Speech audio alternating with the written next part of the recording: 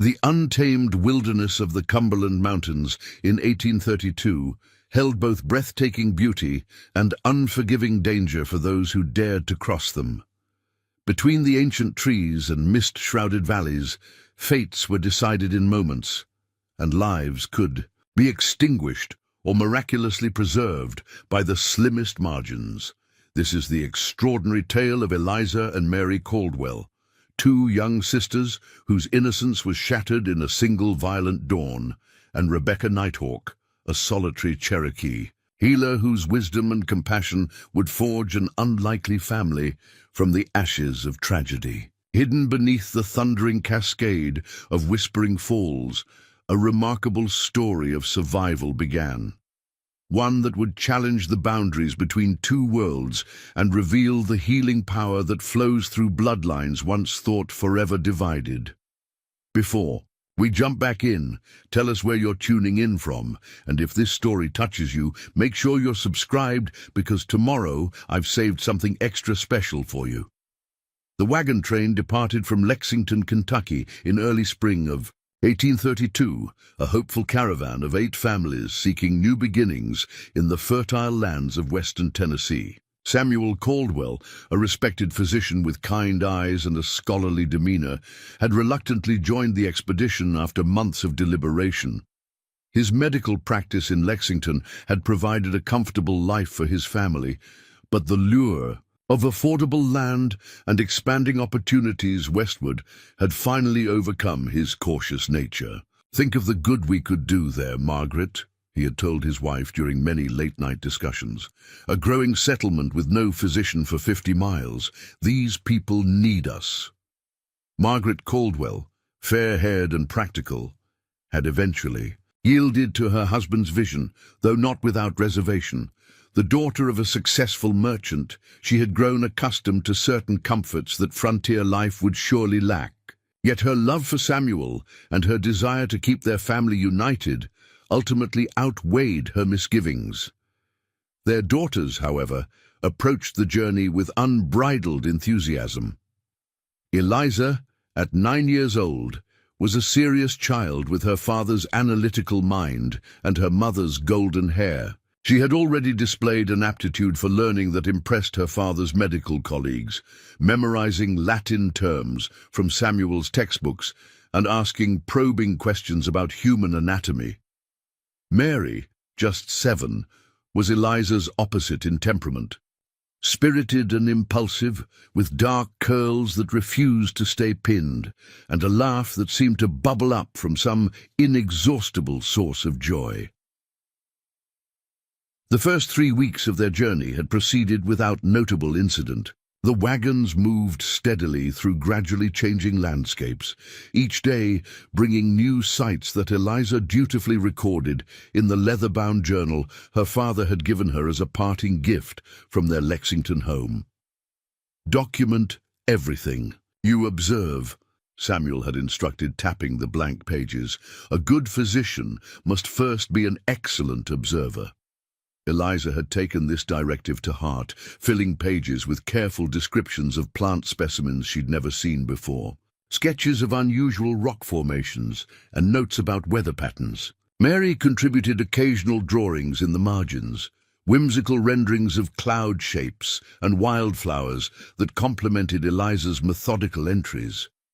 On the 24th day, as the wagon train approached the rugged terrain of the Cumberland Mountain Range, the expedition's leader, Jeremiah Walsh, called for a gathering around the evening fire. "These mountains demand respect," Walsh announced, his weathered face serious in the dancing firelight. "We'll need to take the passage slow and careful. The trail narrows considerably in parts, and there are stretches where only one wagon can pass at a time." Samuel Caldwell stood at the edge of the group, his arm around Margaret's shoulders. "Are there alternatives?" he asked, his physician's instinct for caution asserting itself. Walsh shook his head. "Not without adding 3 weeks to our journey. This route is well established, though not without its challenges." He glanced at the assembled families. "And we'll need to maintain vigilance. There have been reports of occasional unrest, though nothing specific to concern us." Several parents, exchanged uneasy glances at this vague warning, but no one pressed further. The promise of their destination, rich farmland with abundant water and a growing community eager for their skills, still outweighed the temporary discomforts and risks of the journey. That night, as the Caldwell family settled into their wagon for sleep, Mary peppered her father with questions about the mountains they would soon traverse. "Will we see bears?" Jenny Baker said, "There are bears big as horses in the mountains." Samuel chuckled, tucking the woolen blanket around his youngest daughter. "The bears here are certainly impressive, but not quite the size of horses, and they generally avoid humans if we're respectful of their territory." "What about the Cherokee?" Eliza asked quietly from her bedroll. "Mr. Walsh mentioned unrest. Does he mean with the native people?" A shadow crossed Samuel's face. As a physician, he had treated several Cherokee patients in Lexington and had developed a deep respect for their knowledge of medicinal plants. He had also followed the troubling political developments with concern. "Most of the Cherokee have already been forced to leave these lands," he explained carefully. "Those who remain are either in designated areas or have hidden themselves in the most remote regions where few would follow." "Why did they have to leave their homes?" Mary asked, her young face puzzled. Margaret smoothed her daughter's wild curls. "That's a complicated matter for another time, dear. Now it's time for sleep. Tomorrow brings new adventures, but the next day brought far more than adventure. It brought terror. The wagon train entered the mountain pass shortly after dawn, a procession of hopeful futures moving slowly through ancient forests. The Caldwell wagon was positioned fourth in line, with Samuel walking alongside to spare the horses on the steeper inclines. Margaret sat at the front with the reins, while Eliza and Mary peered out from the canvas opening at the rear, their faces alight with excitement at the dramatic scenery. The attack came with shocking suddenness. Not from native warriors, as some might have feared, but from a notorious band of outlaws who preyed on vulnerable travelers in remote mountain passes. The Harland gang, led by the ruthless Silas Harland, had been terrorizing the Cumberland region for nearly 3 years, always vanishing into the wilderness before authorities could organize effective pursuit. The first gunshots shattered the morning quiet, followed immediately by shouts and screams. Samuel Caldwell reacted instantly, rushing to the wagon where his family huddled in sudden terror. "Get down!" he commanded, helping Margaret from her seat. "Everyone underneath the wagon. Now!" Eliza grabbed Mary's hand and pulled her sister toward the wagon's rear opening. But before they could descend, another volley of shots rang out, and their father crashed against the wagon side, blood spreading across his shirt. Margaret screamed, rushing to her husband as he slumped to the ground. "Take the girls," Samuel gasped, pressing something into his wife's hand. "The waterfall, half a mile east. Hide there." Margaret clutched the small compass he'd given her, her face contorted with anguish. "I can't leave you. You must," he insisted, his voice weakening. "For them." Chaos erupted throughout the wagon train. 2 of the lead wagons were already burning, and gunfire continued to echo between the mountains. Margaret made an agonizing decision in that moment, the kind that would haunt a mother's dreams forever after, but the only one that offered her daughters any chance of survival. "Eliza, Mary, come now," she commanded, helping them from the wagon and pulling them into the underbrush at the side of the trail. "We must run."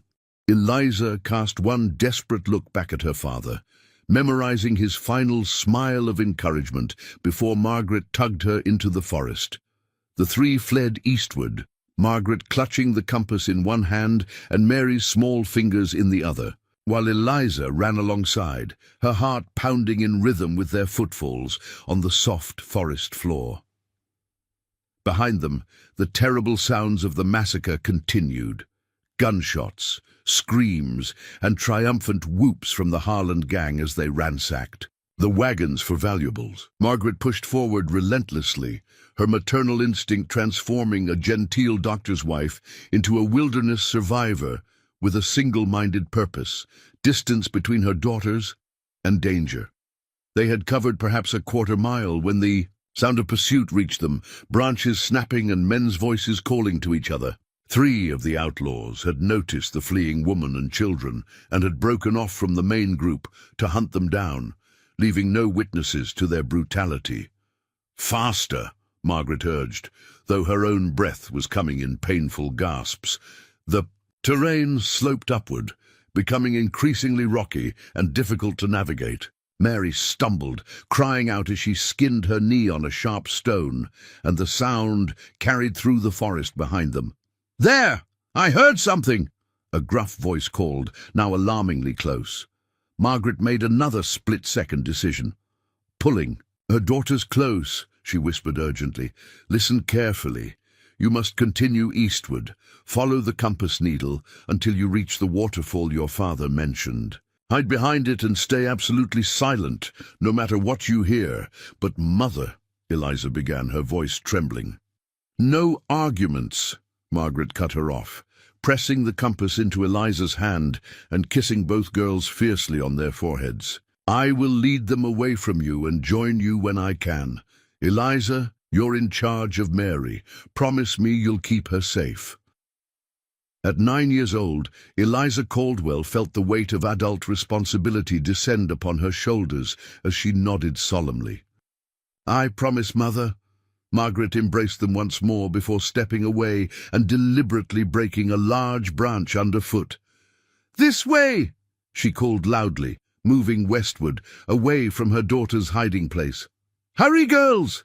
Then she ran, making as much noise as possible, drawing the attention of their pursuers. Eliza clutched Mary's hand tightly as they watched their mother disappear among the trees.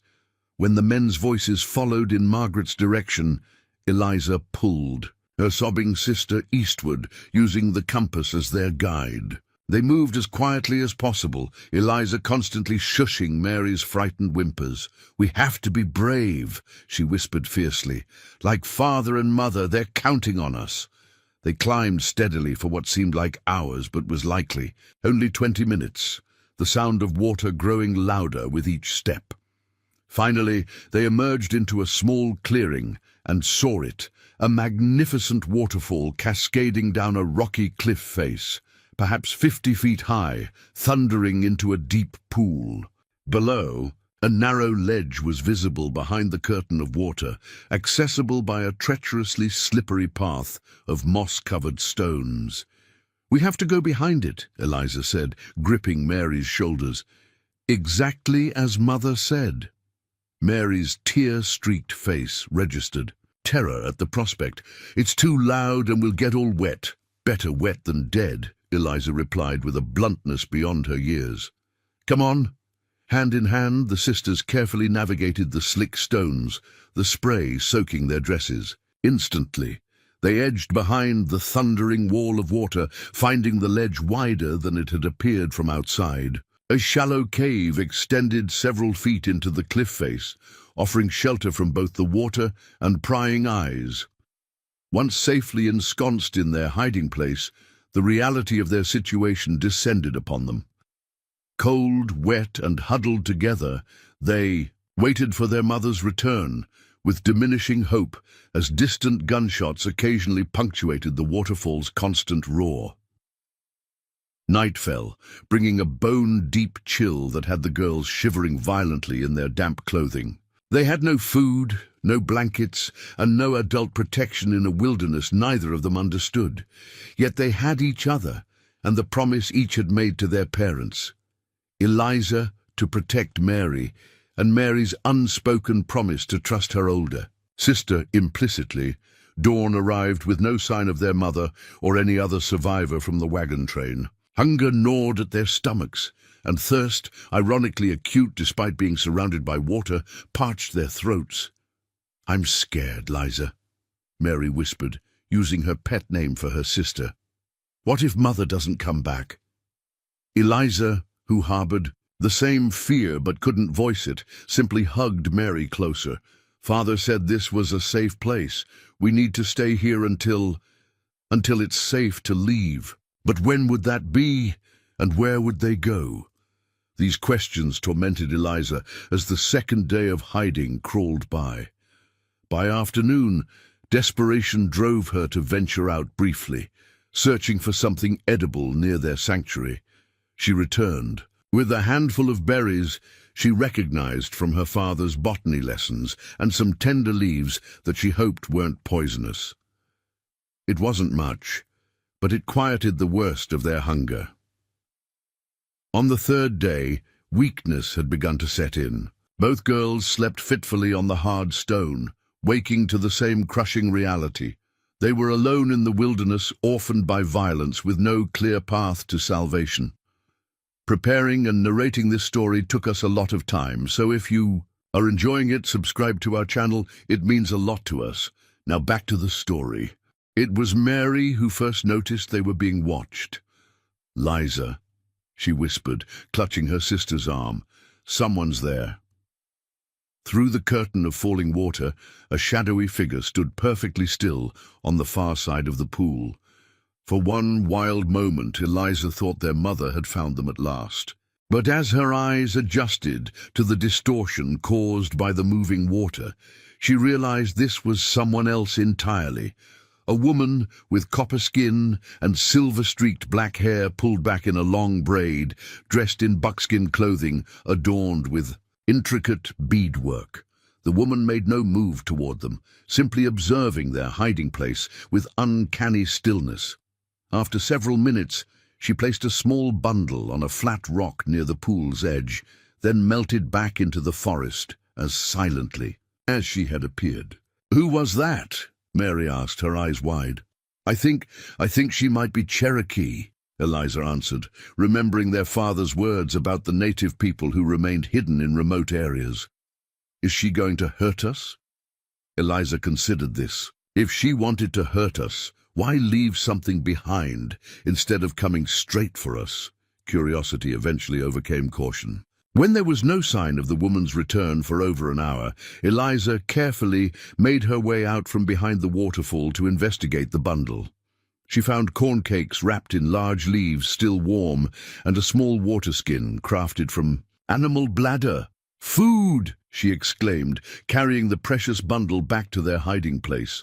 The girls devoured the simple meal, their first substantial nourishment in days. With their immediate hunger satisfied, exhaustion claimed them both, and they fell into the deepest sleep they'd experienced since the attack. They woke to twilight and the sense they were no longer alone. The Cherokee woman had returned and now sat cross-legged on a dry portion of their ledge, watching them with dark, intelligent eyes that missed nothing. Mary shrank against Eliza in fear, but the older girl met the woman's gaze steadily, summoning her courage. "Thank you for the food," she said carefully. The woman nodded once, then spoke in perfect, slightly accented English.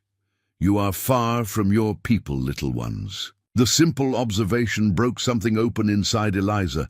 Tears she had been holding back for her sister's sake suddenly spilled down her cheeks. "Our people are gone," she managed through a tight throat. "Men attacked our wagons. Our father was shot. Our mother led them away from us." The woman's expression remained impassive, but something in her eyes softened, almost imperceptibly. "I am Rebecca Nighthawk," she said after a long moment.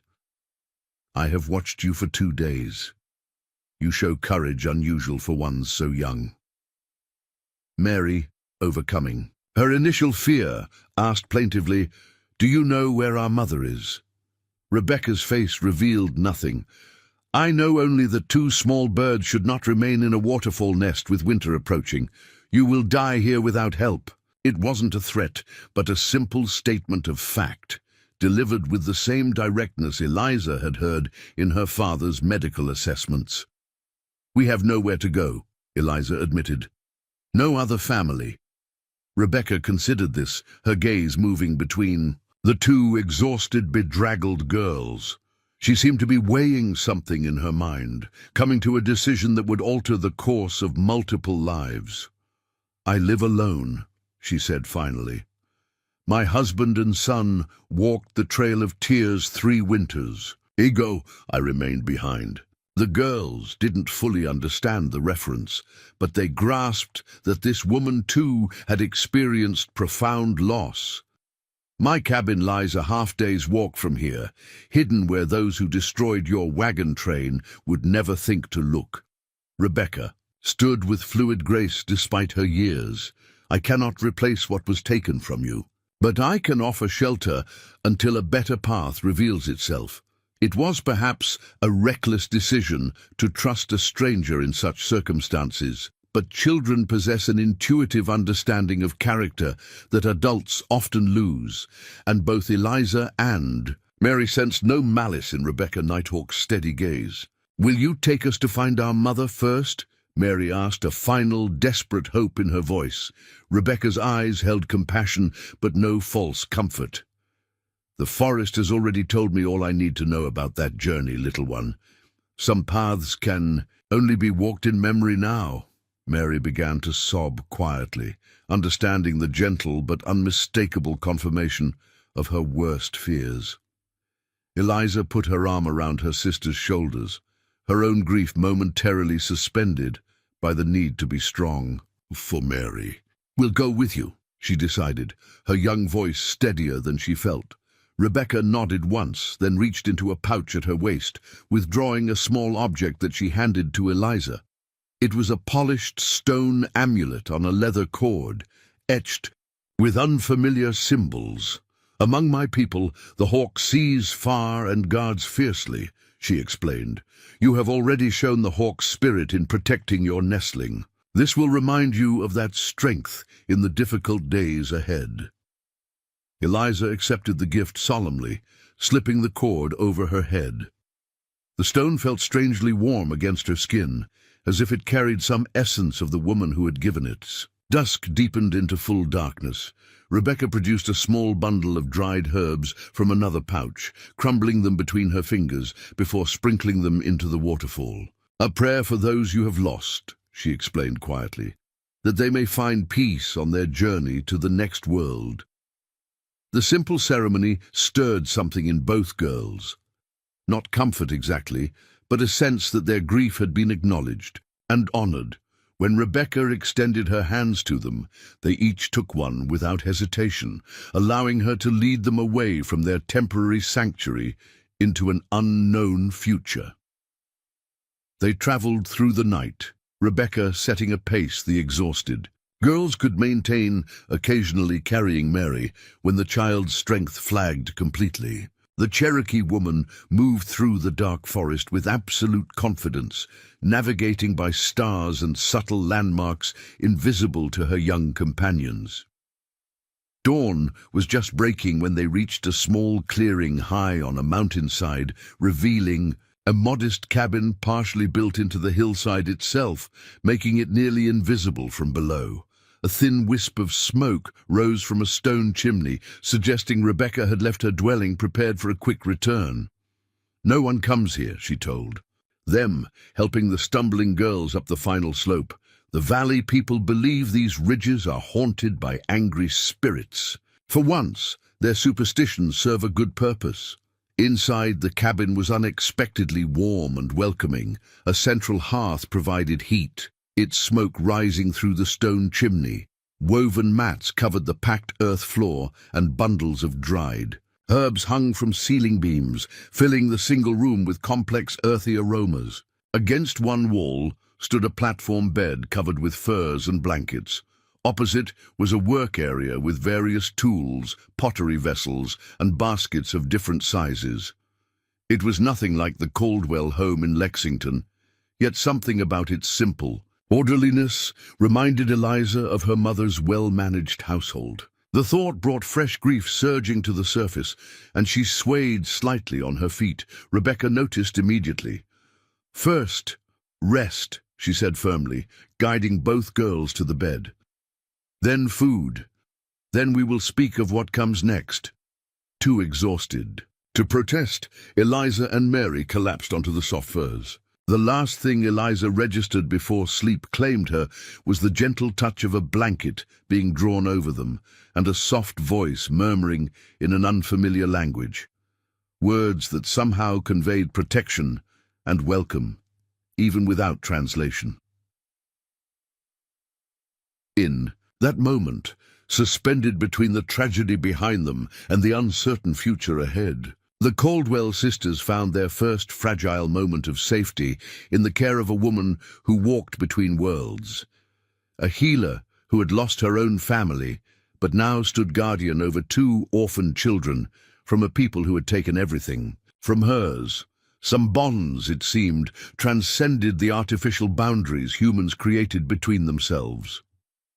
Eliza woke with a momentary sense of confusion, the unfamiliar scents of herbs and wood smoke replacing the expected fragrances of her Lexington home. Reality returned with crushing weight as her eyes focused on the cabin's rough-hewn ceiling beams.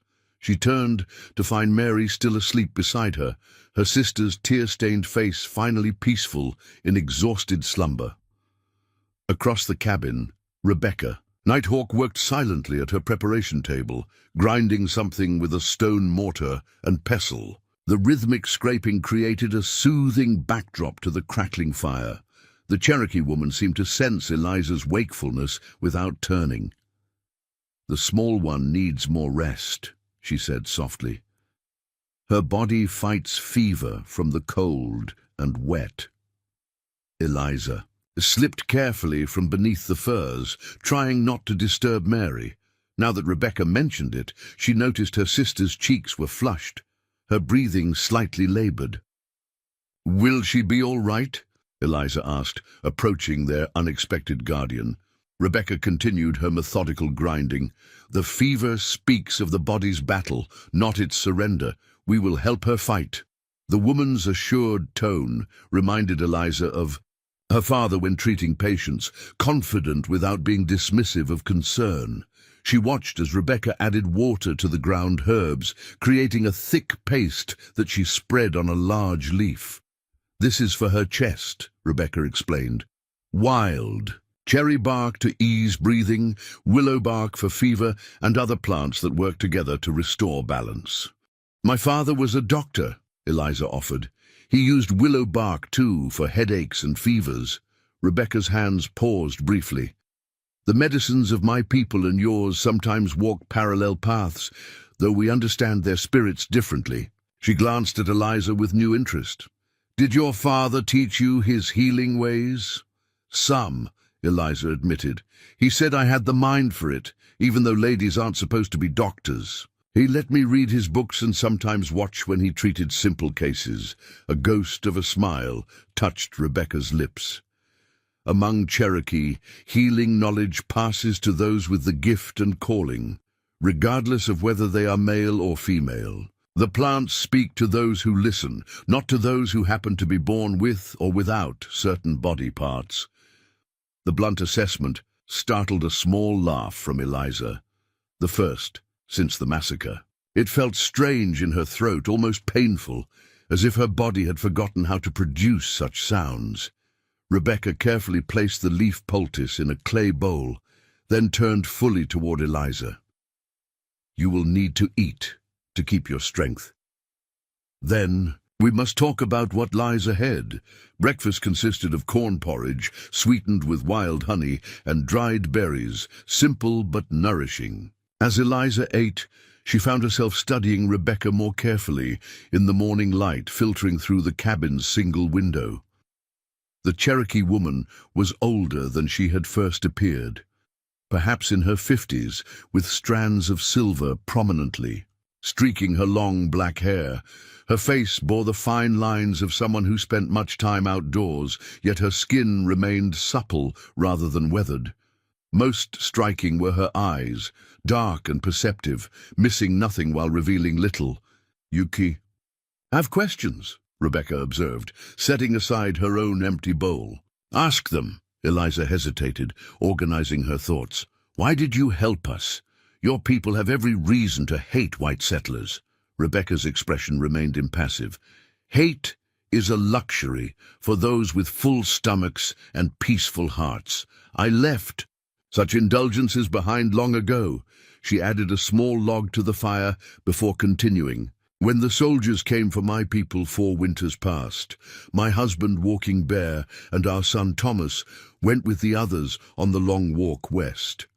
I remained hidden in these mountains." "Why didn't you go with them?"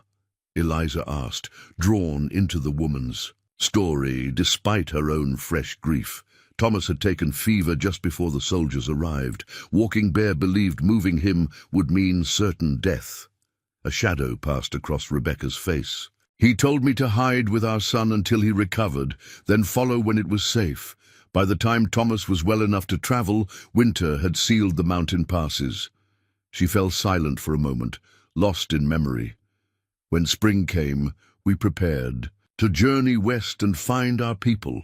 But Thomas took ill again, a different sickness that stole his breath and strength day by day. I tried every medicine I knew, sought every healing plant in these mountains. Nothing helped." Eliza understood, without being told, what had happened. "I'm sorry about your son," she said quietly. Rebecca acknowledged the condolence with a slight nod. "For 2 years after, I planned to join Walking Bear, but each season brought news of hardship and death among those who walked the Trail of Tears. Eventually, the letters from my husband stopped coming. Her voice remained steady, though the pain behind her words was evident. Now I remain here between worlds, belonging fully to neither." The revelation of shared loss created a fragile bridge between them. The Cherokee healer who had lost, her family to government policy, and the young white girl whose family had been destroyed by lawlessness. "What will happen to us now?" Eliza finally asked the question that had been weighing on her since their rescue. Rebecca considered this carefully. "There are settlements where 2 orphaned white children could be placed with new families. Johnson city lies 4 days' journey south." She studied Eliza's reaction. "Or you could remain here, at least until winter passes. The choice must be yours." The idea of being separated from Mary, their placement in different homes a distinct possibility in any settlement, struck terror in Eliza's heart. She had promised her mother to protect her sister, a vow she couldn't fulfill if they were parted. "Could we really stay?" she asked cautiously. "Wouldn't it be dangerous for you to shelter us?" "My cabin is well hidden and few venture this high." "On the mountain," Rebecca replied.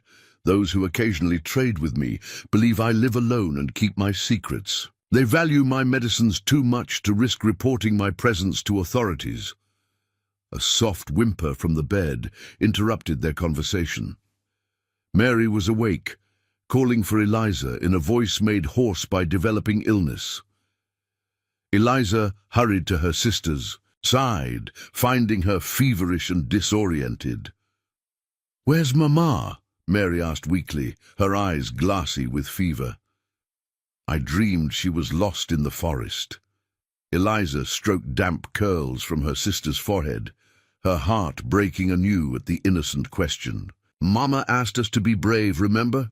We're safe now. This is Miss Rebecca's home, and she's going to help you feel better." Rebecca approached with the poultice she had prepared earlier. "This will ease her breathing and cool the fever," she explained, showing Eliza how to apply it to Mary's chest and wrap it with a soft cloth to hold it in place. The next 3 days passed in a haze of concern as Mary's condition worsened before gradually improving. Eliza rarely left her sister's side, helping Rebecca prepare and administer various herbal remedies, teas of boneset and elderflower, cool compresses infused with mint, and fresh poultices twice daily. Through it all, Rebecca maintained a calm certainty that steadied Eliza's fraying nerves. "The fever breaks its hold," she announced on the 4th morning, feeling Mary's forehead. "Her spirit fights strongly." Indeed, by sunset, Mary's fever had receded considerably, and she was able to sit up and take broth flavored with wild onions and medicinal mushrooms. Her eyes were clear again, though profound sadness had replaced the fever's glassy disorientation. As full awareness of their situation returned, "They're really gone, aren't they?" she asked Eliza that night, as they lay together on Rebecca's bed, the Cherokee woman having insisted on sleeping on a pallet near the fire to give them space. "Mother and father aren't coming back." Eliza held her sister tightly, her own eyes burning with tears she tried to contain for Mary's sake. "Yes," she whispered, "but we have each other, and we're safe here with Miss Rebecca." For how long? Mary's question pierced directly the uncertainty that had been haunting Eliza. "I don't know," she admitted. "She said we could stay until winter passes, or we could go to a settlement where they might find families to take us in." Mary's fingers clutched Eliza's nightdress. "I don't want another family, and I don't want to be separated from you." "Promised Mother I'd keep you safe," Eliza assured her. "We'll stay together no matter what." As Mary drifted back to sleep, Eliza remained awake, watching shadows cast by the dying fire dance across the cabin ceiling. The reality of their situation pressed upon her with adult weight. Two young girls, completely dependent on a woman who had every historical reason to resent their very existence, yet who had shown them nothing but compassion. In the morning, Mary was strong enough to sit at the table while Rebecca prepared a simple breakfast. Seeing both girls together, alert and observant, the Cherokee woman seemed to make a decision. "If you wish to remain here through winter, we must establish how you will earn your keep," she stated matter-of-factly, setting bowls before them. "I do not take charity, nor do I give it. Every person in a household contributes according to their abilities." Eliza nodded, understanding the underlying message. They would be treated not as helpless children to be pitied, but as capable individuals with responsibilities. The approach reminded her of her parents' household, where even Mary had been assigned simple chores from an early age. "What could we do?" she asked, unconsciously sitting straighter. Rebecca assessed them thoughtfully. "You have clever hands and a sharp mind," she told Eliza. "You could learn to identify and gather medicinal plants, help prepare remedies." Her gaze shifted to Mary. "And this one has quick feet and keen eyes. She could help tend the garden, watch for animals approaching our snares." The clear assignments, tailored to their natural abilities, gave the girls something they desperately needed: purpose amid chaos, structure within loss. Eliza felt a small weight lift from her shoulders at the concrete plan. "There is another matter," Rebecca continued, her tone more serious. "If you stay, you must learn certain rules for safety. The mountains hold dangers beyond wild animals or harsh weather." "You mean people who might hurt us?" Mary asked, her voice small. Rebecca nodded. "There are 3 types of humans who occasionally venture near. Cherokee traders who know me and keep my secrets, white hunters who believe these ridges are haunted and generally avoid them, and sometimes men like those who attacked your wagon train, seeking remote hideouts." The mention of the attackers made both girls tense visibly. Rebecca continued with practical directness. "If you hear my signal, 3 quick whistles like a whippoorwill, you must hide in the special place I will show you, no matter what else is happening. No questions, no hesitation. This rule cannot be broken for any reason." The gravity of her tone impressed even Mary, who nodded solemnly. After breakfast, Rebecca led them behind the cabin to a massive old oak tree growing alongside the hill into which the cabin was partially built. Pressing on a seemingly solid section of bark revealed a cleverly disguised opening into a small cave. "The entrance is hidden by the tree's roots," Rebecca explained, showing them how to slip through the narrow opening. Inside, a passage leads to a chamber beneath the cabin floor. There are blankets, water, and dried food. If danger comes, you stay there in absolute silence until I give the safe signal, a song rather than whistles. The hidden refuge, clearly, prepared long before their arrival, spoke volumes about the precarious existence Rebecca had crafted for herself in these mountains. Eliza understood that the woman had survived by anticipating the worst while hoping for better, a philosophy that suddenly seemed entirely logical in a world that had proven itself capable of unimaginable cruelty. As autumn progressed into early winter, the girls settled into life at Rebecca's cabin with surprising adaptability. Children, Rebecca observed one evening, were like young saplings. They could bend under circumstances that would break fully grown trees. The rhythm of mountain life provided structure that helped heal their traumatized spirits, though nightmares frequently disturbed their sleep. On those nights, Rebecca would brew a specialty of lemon balm and valerian, then sit with them until slumber returned, sometimes singing softly in Cherokee, other times telling stories of how the animals came to be as they were, why rabbit had a short tail, or how possum learned to play dead. During daylight hours, she kept them busy with practical education. True to her word, she began teaching Eliza about medicinal plants, starting with those that remained available even as winter approached. Pine needles rich in healing properties, bark from specific trees, roots that could be harvested from beneath the snow. "Your father's medicine books taught you good things," Rebecca acknowledged after Eliza correctly identified several plants and their uses. But they missed much wisdom. Plants work differently when gathered under different moons, or when combined in certain ways. Some heal better when you understand their spirit, not just their physical properties. Eliza absorbed these teachings eagerly, her analytical mind cataloging new information alongside what she had learned from her father. The combination created a unique perspective that sometimes surprised even Rebecca. "Why couldn't this bark and that root work together?" Eliza asked one day, pointing to two separate preparations. "Father's book said they both reduce inflammation, but in different ways." Rebecca paused, considering. "It is not traditionally done, but your thinking has merit." She nodded slowly. "Tomorrow we will try your combination and see what the plants have to say about it." For Mary, Rebecca found different but equally valuable lessons. The younger girl learned to move quietly through the forest, to identify which tracks belonged to which animals, and to spot the subtle signs of changing weather. Her natural exuberance, temporarily dampened by tragedy, gradually re-emerged in bursts of curiosity and occasional laughter. "Watch how the squirrels gather extra nuts today," Rebecca instructed her one crisp morning.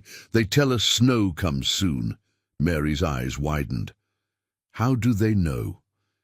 "Animals listen to the earth and sky better than most humans," Rebecca explained. "They feel changes we have forgotten how to notice." By December, heavy snow had transformed the mountain into a white wilderness, effectively isolating the cabin from the outside world. The forced confinement might have been difficult for two active young girls, but Rebecca ensured their days remained full and purposeful. Mornings were devoted to practical skills, Eliza learning to prepare increasingly complex remedies, Mary being taught to weave sturdy baskets from materials Rebecca had gathered before winter's arrival. Afternoons included lessons in both Cherokee and white traditions. Rebecca taught them words in her language while encouraging Eliza to share stories from books she had read, keeping their connection to both worlds alive. In the evenings, as they sat before the fire, Rebecca gradually shared more of her own history. She had been born Rebecca Walkingstick to a traditional Cherokee family, but had been sent to a mission school as a young girl where she learned English and was given the name Rebecca. There she developed an interest in how Christian medicines and traditional Cherokee healing could work together. "The missionaries thought they were saving my soul," she recalled with a hint of irony. "Instead, they gave me tools to become a better Cherokee healer." She had married Walking Bear, a respected tribal leader, and their son Thomas had been born with feet in both worlds, educated in traditional ways, but also learning to read and write English. When the Indian Removal Act was enforced and soldiers came to march the Cherokee to Western territories, their families' dual knowledge had made them particularly valuable to the community during the terrible journey that became known as the Trail of Tears. Walking Bear sent letters when he could, Rebecca told them, her fingers working a piece of deerskin as she spoke. He described terrible suffering. Thousands died from cold, disease, and broken hearts.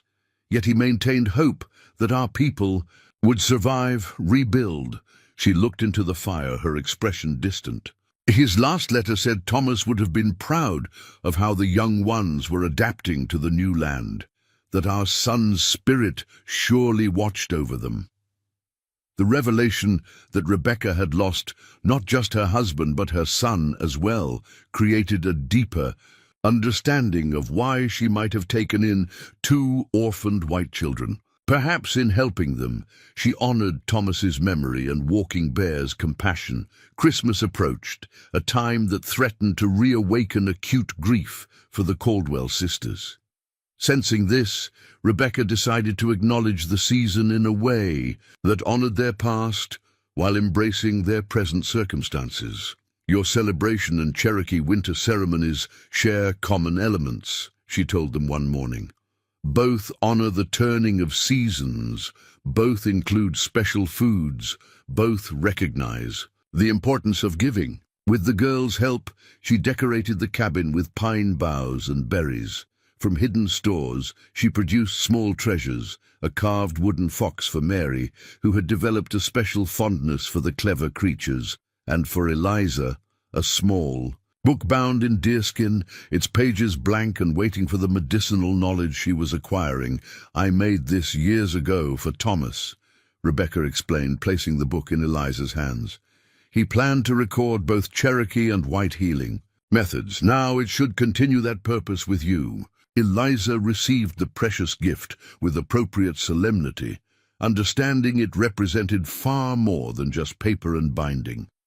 It was Rebecca's acknowledgement of her potential as a healer, a passing of legacy across boundaries of blood and culture. The girls had nothing material to offer in return, but presented Rebecca with a song, a Cherokee lullaby she had taught them, which they had secretly practiced when she was outside the cabin.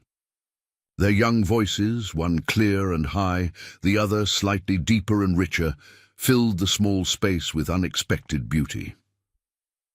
Rebecca listened with an uncharacteristic brightness in her eyes. When they finished, she simply said, "The greatest gift is remembrance. You honor my people by learning our songs." That night, as bitter winds howled outside their snug shelter, the unlikely family shared a meal of venison stew and corn cakes, sweetened with the last of the summer berries. The conversation flowed easily, punctuated by Mary's increasingly accurate imitations of forest animals that drew smiles from both Rebecca and Eliza. Later, when Mary had fallen asleep on her pallet by the fire, Rebecca approached Eliza as she made the first careful entries in her new healing book. "You understand that spring will bring choices," the Cherokee woman said quietly, settling beside her. Eliza looked up from her writing. "What do you mean?" "The passes will clear. Travelers will move freely again. Decisions must be made about your future, whether to seek your own people or remain in this in-between place." The gentle reminder of the temporary nature of their arrangement sent a ripple of anxiety through Eliza. Over the winter months, their life with Rebecca had developed a rhythm that felt increasingly permanent, the cabin becoming home in ways she hadn't anticipated. "What do you think we should do?" she asked, suddenly feeling very young, despite the maturity thrust upon her by circumstance. Rebecca considered the question carefully before answering. "The path that seems easiest is rarely the most valuable. Returning to white society would provide certain comforts and opportunities." She glanced at Mary's sleeping form. "Yet it would likely separate you from your sister and certainly from the healing knowledge you have begun to acquire." "And staying here?" Eliza prompted. would mean continuing to live between worlds, learning ways that few understand or respect. It would mean hardship and isolation, but also freedom and purpose. Rebecca's dark eyes held Eliza's gaze steadily. I cannot choose for you. I can only promise that whatever decision comes with spring, you will face it better prepared than you were when winter began. The conversation left Eliza with much to consider as December deepened into January. She watched Mary flourishing under Rebecca's tutelage, her natural resilience asserting itself as she learned to identify animal tracks in fresh snow and helped process winter herbs by the fire. She observed her own hands growing more confident with mortar and pestle, with the preparation of poultices and tinctures, with the careful crafting of medicines that blended her father's scientific knowledge with Rebecca's deeper understanding of plants' spiritual properties. Could they truly return to white society after experiencing this different way of living? Would Mary be happy in a settlement where her wild curiosity might be constrained by proper expectations for young ladies? Would Eliza herself be content to abandon the healing path she had begun to walk? Yet Rebecca had been right to raise the question. Spring would come, bringing with it possibilities and responsibilities they couldn't ignore forever. The cruel attack that had orphaned them remained unpunished, the Harlan gang presumably still terrorizing travelers in the Cumberland passes. Did they owe something to justice, to the memory of their parents and the other families who had perished? These questions circled in Eliza's mind as January's deep snows gradually gave way to February's intermittent thaws. The mountain began to whisper promises of eventual renewal, even as ice still clung to branches and frost etched delicate patterns on the cabin's single window each morning. What none of them could anticipate was how their careful isolation would soon be shattered, forcing decisions before spring fully arrived. Decisions that would test everything the girls had learned under Rebecca's guidance and challenge the fragile new family they had begun to create in the wake of twin tragedies. February brought with it the uncertain weather of late mountain winter, days of brilliant sunshine that melted snow from south-facing slopes, followed by nights of bitter cold that transformed melted runoff into treacherous ice. The rhythm of life in Rebecca's cabin adjusted to these changing conditions, with the three inhabitants venturing outside during favorable hours to check snares, gather fresh pine needles for tea, and assess the gradually awakening forest. On one such expedition, Eliza noticed Rebecca studying the sky with unusual intensity. "What do you see?" she asked, having learned that Rebecca's observations often contained valuable lessons. "Ravens, circling near the lower valley," the Cherokee woman replied, pointing toward distant black specks wheeling against the pale blue sky. "They gather where food appears unexpectedly." Mary, who had been investigating animal tracks in a patch of remaining snow, looked up with interest. "Like when a deer dies?" Rebecca nodded. "Or when humans disturb the forest's balance?" The ominous note in her voice caught Eliza's attention. "You think someone's traveling through the valley?" The deep snow has kept these mountains quiet for many weeks. Now that paths begin to clear, others will return. Rebecca gathered the pine needles they had collected into her woven basket. "We should be more cautious in our movements until we know who visits our mountain." The warning cast a shadow over what had been a pleasant outing. As they made their way back to the cabin, Eliza found herself scanning the forest with new wariness, suddenly conscious of how visible their tracks might be in the patches of remaining snow. That evening, Rebecca instructed the girls more specifically about caution. "From now until spring fully arrives, we gather only what we need from the closest areas. No wandering, no exploration without me. If you must go out, walk where stones or pine needles cover the ground to leave fewer signs of your passing." "Are you worried about the bad men finding us?" Mary asked, Voicing the fear that had immediately sprung to Eliza's mind, Rebecca arranged kindling in the fire with methodical precision. "I watch for any visitors, good or ill. This mountain has protected me for years because I respect its secrets and move carefully upon it." The next morning brought a surprise that tested this new caution. As Rebecca stepped outside to check her snares at dawn, she discovered fresh deer tracks approaching the cabin from the eastern slope, accompanied by a single set of human footprints.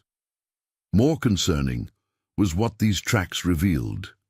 The human had clearly been following the deer, then had stopped abruptly upon discovering the cabin. The footprints retreated back down the eastern path without approaching the dwelling, suggesting whoever had made them had chosen to avoid contact after. Realizing the cabin was occupied, Rebecca studied the tracks carefully before returning inside, her expression grave. "We have been discovered," she told the girls, who were still preparing breakfast. "A hunter, whether white or Cherokee, I cannot tell from the prints alone, now knows this cabin exists." "Will they tell others?" Eliza asked, immediately.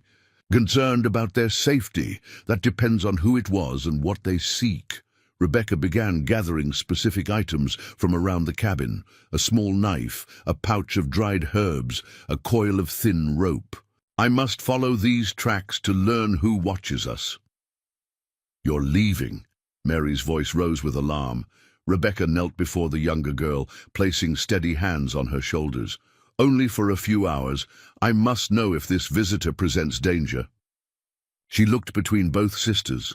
"While I am gone, you will remain inside with the door barred. If anyone approaches, use the hidden passage we practiced and stay in the safe place until I return." After Rebecca departed, the cabin seemed unnervingly quiet despite the familiar crackling of the fire. Eliza tried to distract Mary with lessons on identifying different medicinal barks by their distinctive smells and textures, but her own attention kept wandering to the barred door and single window. "What if she doesn't come back?" Mary finally asked the question that had been hovering unspoken between them. Eliza straightened her shoulders, channeling the calm authority she had observed in Rebecca. "She will. Rebecca knows these mountains better than anyone, but even if something delayed her, we know how to survive here. We have food, water, and shelter." The confident words bolstered both their spirits, though Eliza privately harbored concerns she wouldn't voice to her younger sister. If Rebecca encountered the Harland gang or others equally dangerous, all her mountain knowledge might not be sufficient protection. Midday came and went with no sign of Rebecca's return. Eliza prepared a simple meal of corn cakes and dried berries, but neither girl had much appetite.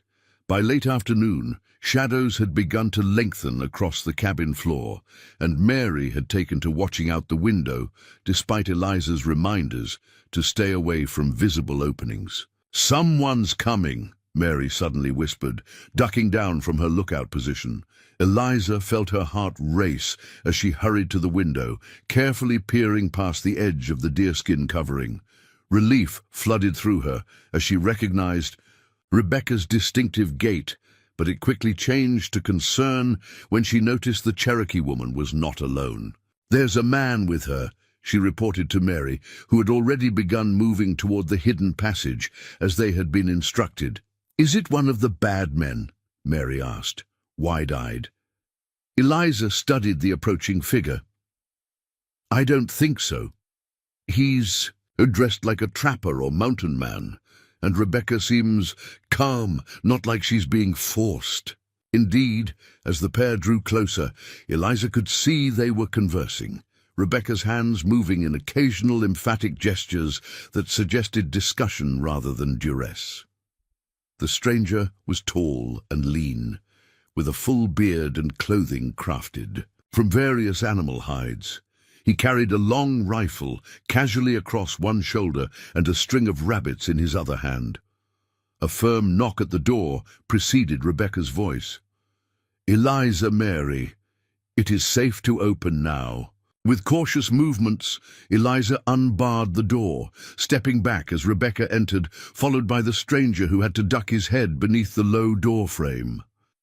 Up close, he appeared older than Eliza had initially thought, perhaps in his 50s, with deep creases around eyes that surveyed the cabin with quick intelligence. "This is Jacob Miller," Rebecca introduced him.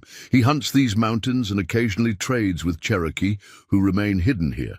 Jacob, these are my charges, Eliza and Mary Caldwell."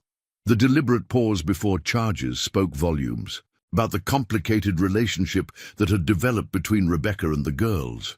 Something beyond guardian and wards, yet difficult to define in conventional terms. Miller removed his fur cap, revealing hair as grey as his beard. "Pleased to meet you, young ladies," he said in a gravelly voice that suggested it wasn't often used for conversation. "Rebecca told me something about your situation." His direct acknowledgement of their circumstances was unexpected, but somehow reassuring. There would be no need for elaborate fictions or half-truths with this mountain man. Rebecca accepted the string of rabbits Miller offered. "Jacob brings news from the lower valleys that concerns us," she explained, hanging the rabbits on a hook near the preparation area. "He will stay for the evening meal while we discuss matters." While Rebecca and Eliza prepared the rabbits for cooking, Miller entertained Mary with tales of the mountains in springtime, the return of specific birds, the emergence of bear cubs from winter dens, the explosion of wildflowers in high meadows. His gruff exterior concealed a surprising knowledge of natural cycles and an evident affection for the wilderness that had claimed him. "Been living in these mountains going on 30 years now," he told them, as they finally gathered around the table for the rabbit stew Rebecca had prepared. "Came west after the War of 1812, found I preferred trees and animals to people and buildings." "Yet you maintain some connections," Rebecca observed, breaking cornbread into portions. Miller nodded, accepting his portion. "A man needs certain things he can't make or hunt. Ammunition, salt, coffee when I can get it, and information travels as valuable as any traded goods."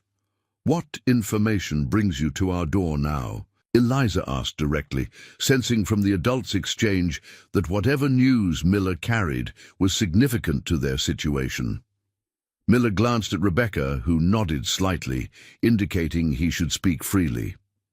"Two things you should know," he began, setting down his spoon. "First, the Harland gang that attacked your wagon train has grown bolder. They hit a stagecoach near Johnson City last month, killed the driver and guard, took everything of value from the passengers." Eliza felt Mary tense beside her at the mention of their parents' killers. She placed a steadying hand on her sister's arm. "The second piece of news," Miller continued, "is that a new federal marshal has been assigned to this territory, fellow named Thomas Hartford. Word is he's made capturing the Harland gang his personal mission after what happened to that wagon train last year." "Why would that matter to us now?" Eliza asked, though she already suspected the answer. "Because he's been tracking down survivors, anyone who might identify gang members," Miller explained. "He's offering rewards for information, putting the word out in every settlement from Nashville to Asheville." The implication was clear. If this marshal discovered 2 surviving children from the massacre, they would become valuable witnesses and potentially targets if the Harlan gang learned of their existence. "We've been safe here because no one knew we survived," Eliza said slowly, processing this new information. Rebecca nodded. "Jacob's news forces us to consider options we might have delayed until spring." Mary looked between the adults with growing anxiety. "Do we have to leave?" "Not immediately," Rebecca assured her, "but we must prepare for the possibility. The mountain will soon be more active with trappers, hunters, and perhaps those with less honorable intentions." Miller stroked his beard thoughtfully. "I've kept your presence here to myself, and will continue to do so. But others might stumble upon this cabin as I did. The thaw brings movement to these mountains that can't be avoided." After the meal, While Mary dozed by the fire, the adults and Eliza spoke more specifically about their situation. Miller spread a rough map on the table, pointing out the locations of recent Harland gang activities and the routes the federal marshal had reportedly been following in his investigation. Hartford has established a temporary office in Johnson City, Miller explained, indicating the settlement's location. He's methodically interviewing anyone connected to the families on that wagon train, trying to piece together who they were, where they came from, where they were headed. How thorough is his investigation likely to be? Rebecca asked. Miller's weathered face was grim. From what I hear, he lost his own family to road agents some years back in Missouri. This isn't just an assignment for him. It's a crusade. Eliza studied the map, memories of their journey flooding back as she traced the route from Lexington to the mountain pass where the attack had occurred.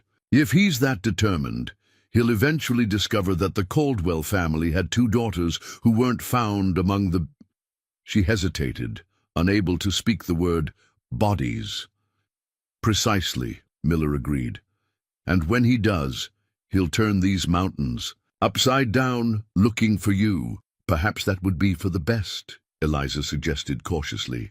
If his goal is to bring these men to justice, justice and safety don't always walk the same path, Rebecca interrupted gently. Witnesses against men like the Harlands face danger until those men are captured or dead, and even then, such gangs often have allies who remain hidden.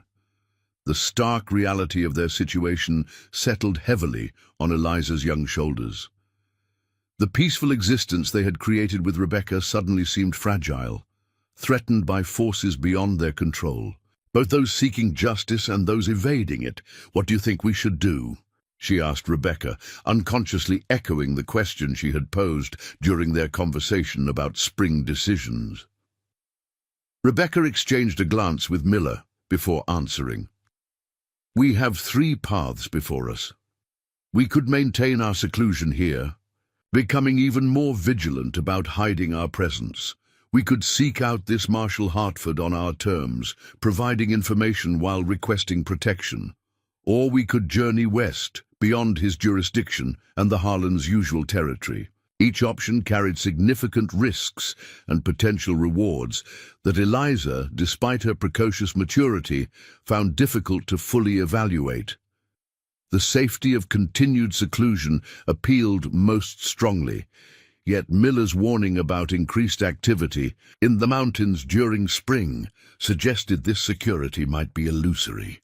I need to think about this, she said finally, feeling the weight of responsibility for Mary's well-being pressing upon her.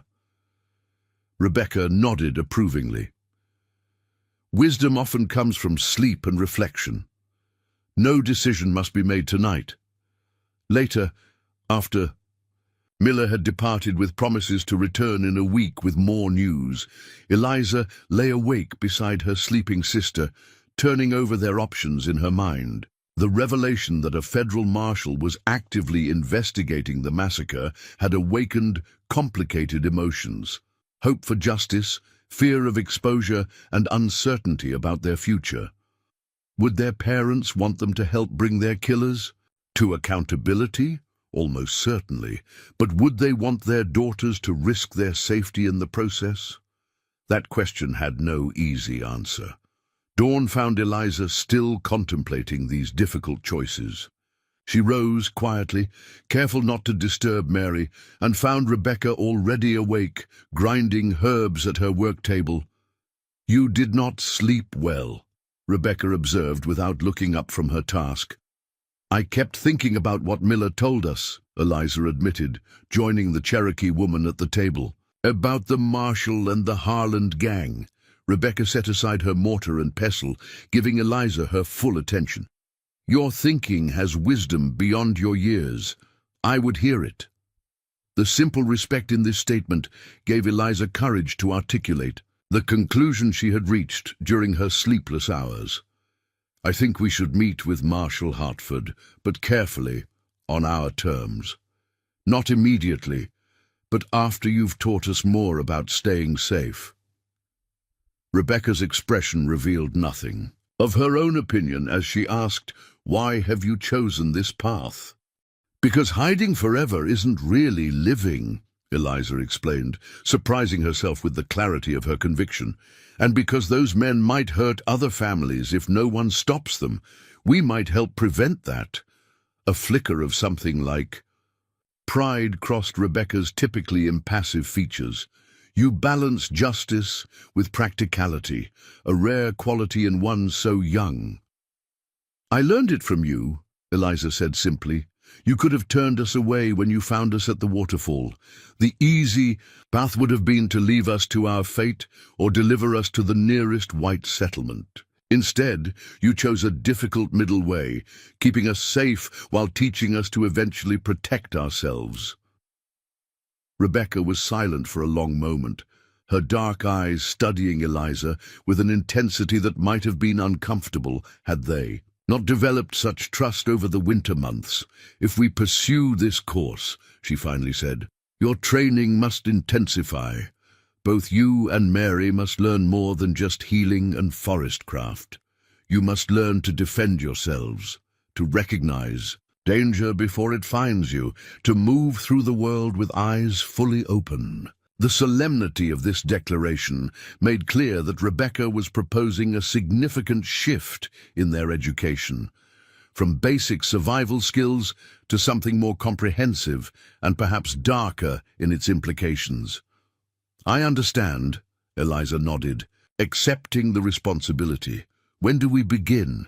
"We already have," Rebecca replied, gesturing toward the sun, now visible through the cabin's single window. "Everything I have taught you forms the foundation. Now we build upon it with greater purpose." As if summoned by their conversation, Mary stirred on her sleeping pallet, sitting up with tousled hair and sleep-filled eyes. Observing the serious expressions of her sister and Rebecca, she asked with remarkable perception, "You've decided something important, haven't you?" Eliza moved to sit beside her, taking her small hand. "We're going to learn how to be brave in new ways, Mary.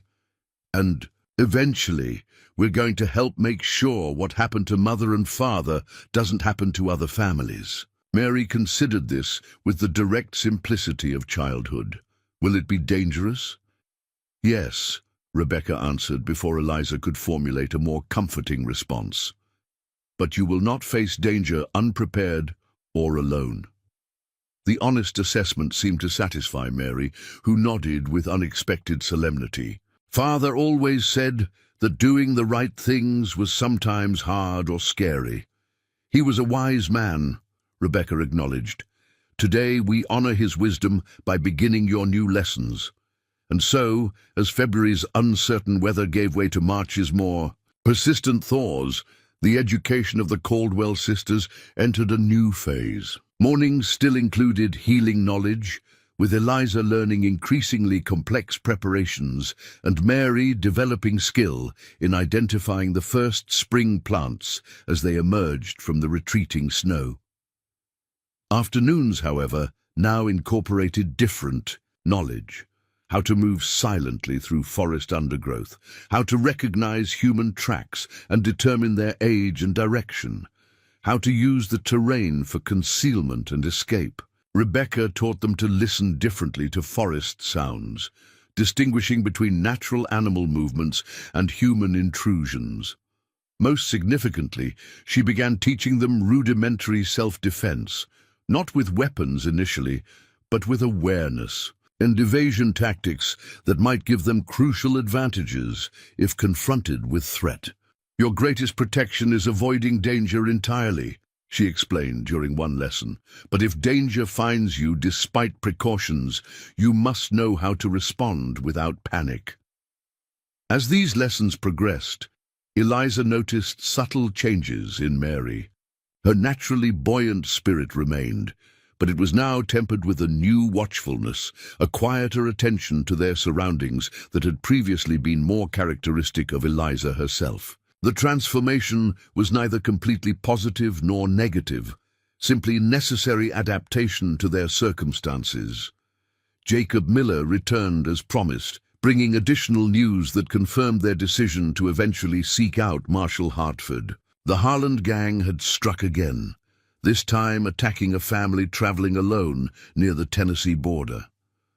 Unlike the Wagon Train Massacre, this incident had left a survivor, a teenage boy who had been hunting when the attack occurred and had witnessed it from hiding. "Hartford has the boy under protection in Johnson City," Miller reported. "First eyewitness he's found who might identify gang members in court." "Which makes him a target," Rebecca observed, "and confirms the danger to Eliza and Mary if their survival becomes known." Miller nodded grimly. "Hartford's got deputies guarding the boy round the clock. Word is, Silas Harland has put a bounty on the lad's head." The news brought their situation into sharper focus. The Caldwell sisters possessed potentially valuable information about the massacre, though Eliza privately wondered how much they could actually contribute, given the chaos and limited visibility during the attack. Nevertheless, their very existence as survivors made them significant both to the pursuit of justice and to those evading it. "We stick to our plan," Eliza said firmly after Miller had departed. "We continue training until we're better prepared. Then we approach Hartford carefully." Rebecca nodded approval. "The path you have chosen requires patience and preparation. We will not rush toward danger unprepared." That night, as spring's first tentative rainstorm replaced winter's snow outside their cabin, the unlikely family drew closer to the fire, their shared purpose creating new bonds that transcended their different origins. Whatever challenges lay ahead, they would face them together. The Cherokee healer who had lost everything yet opened her heart again, and the two sisters whose tragedy had brought them to a new understanding of courage, wisdom, and the healing that comes from unexpected connections.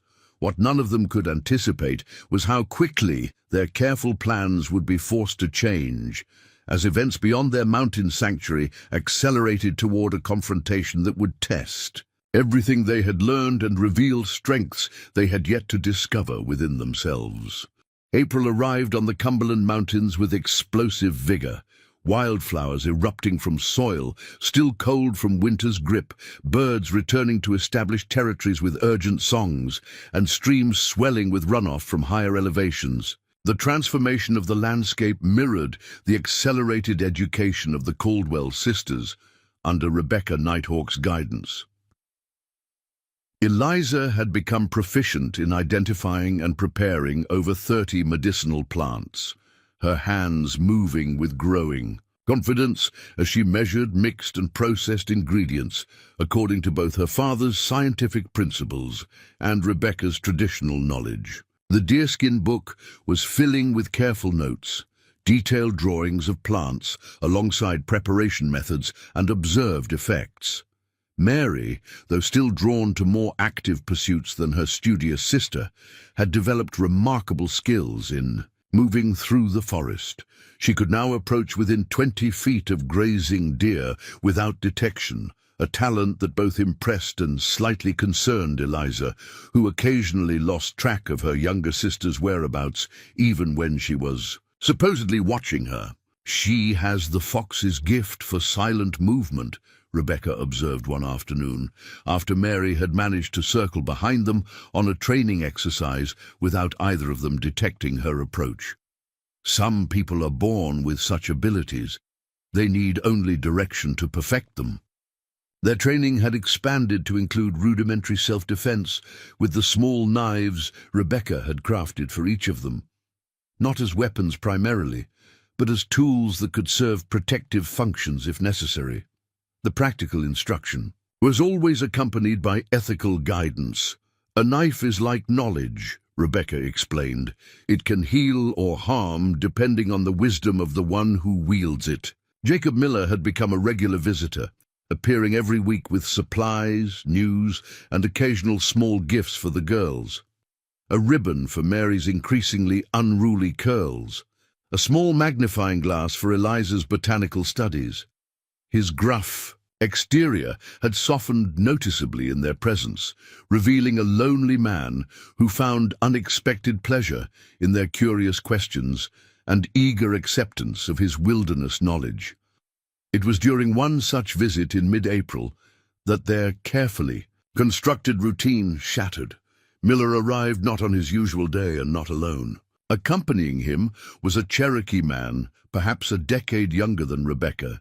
His face, bearing the distinctive scarring of smallpox, survived in childhood. Rebecca had been teaching the girls to identify edible spring mushrooms when Miller's warning whistle sounded from the approach trail. Immediately she motioned for the sisters to return to the cabin while she moved to meet the visitors, her body language alert but not alarmed. Miller's signal had indicated urgency but not immediate danger. From the cabin window, Eliza watched. The three adults in conversation, noting how Rebecca's typically composed posture shifted to one of evident tension upon hearing whatever news the men had brought. After several minutes of intense discussion, all three approached the cabin.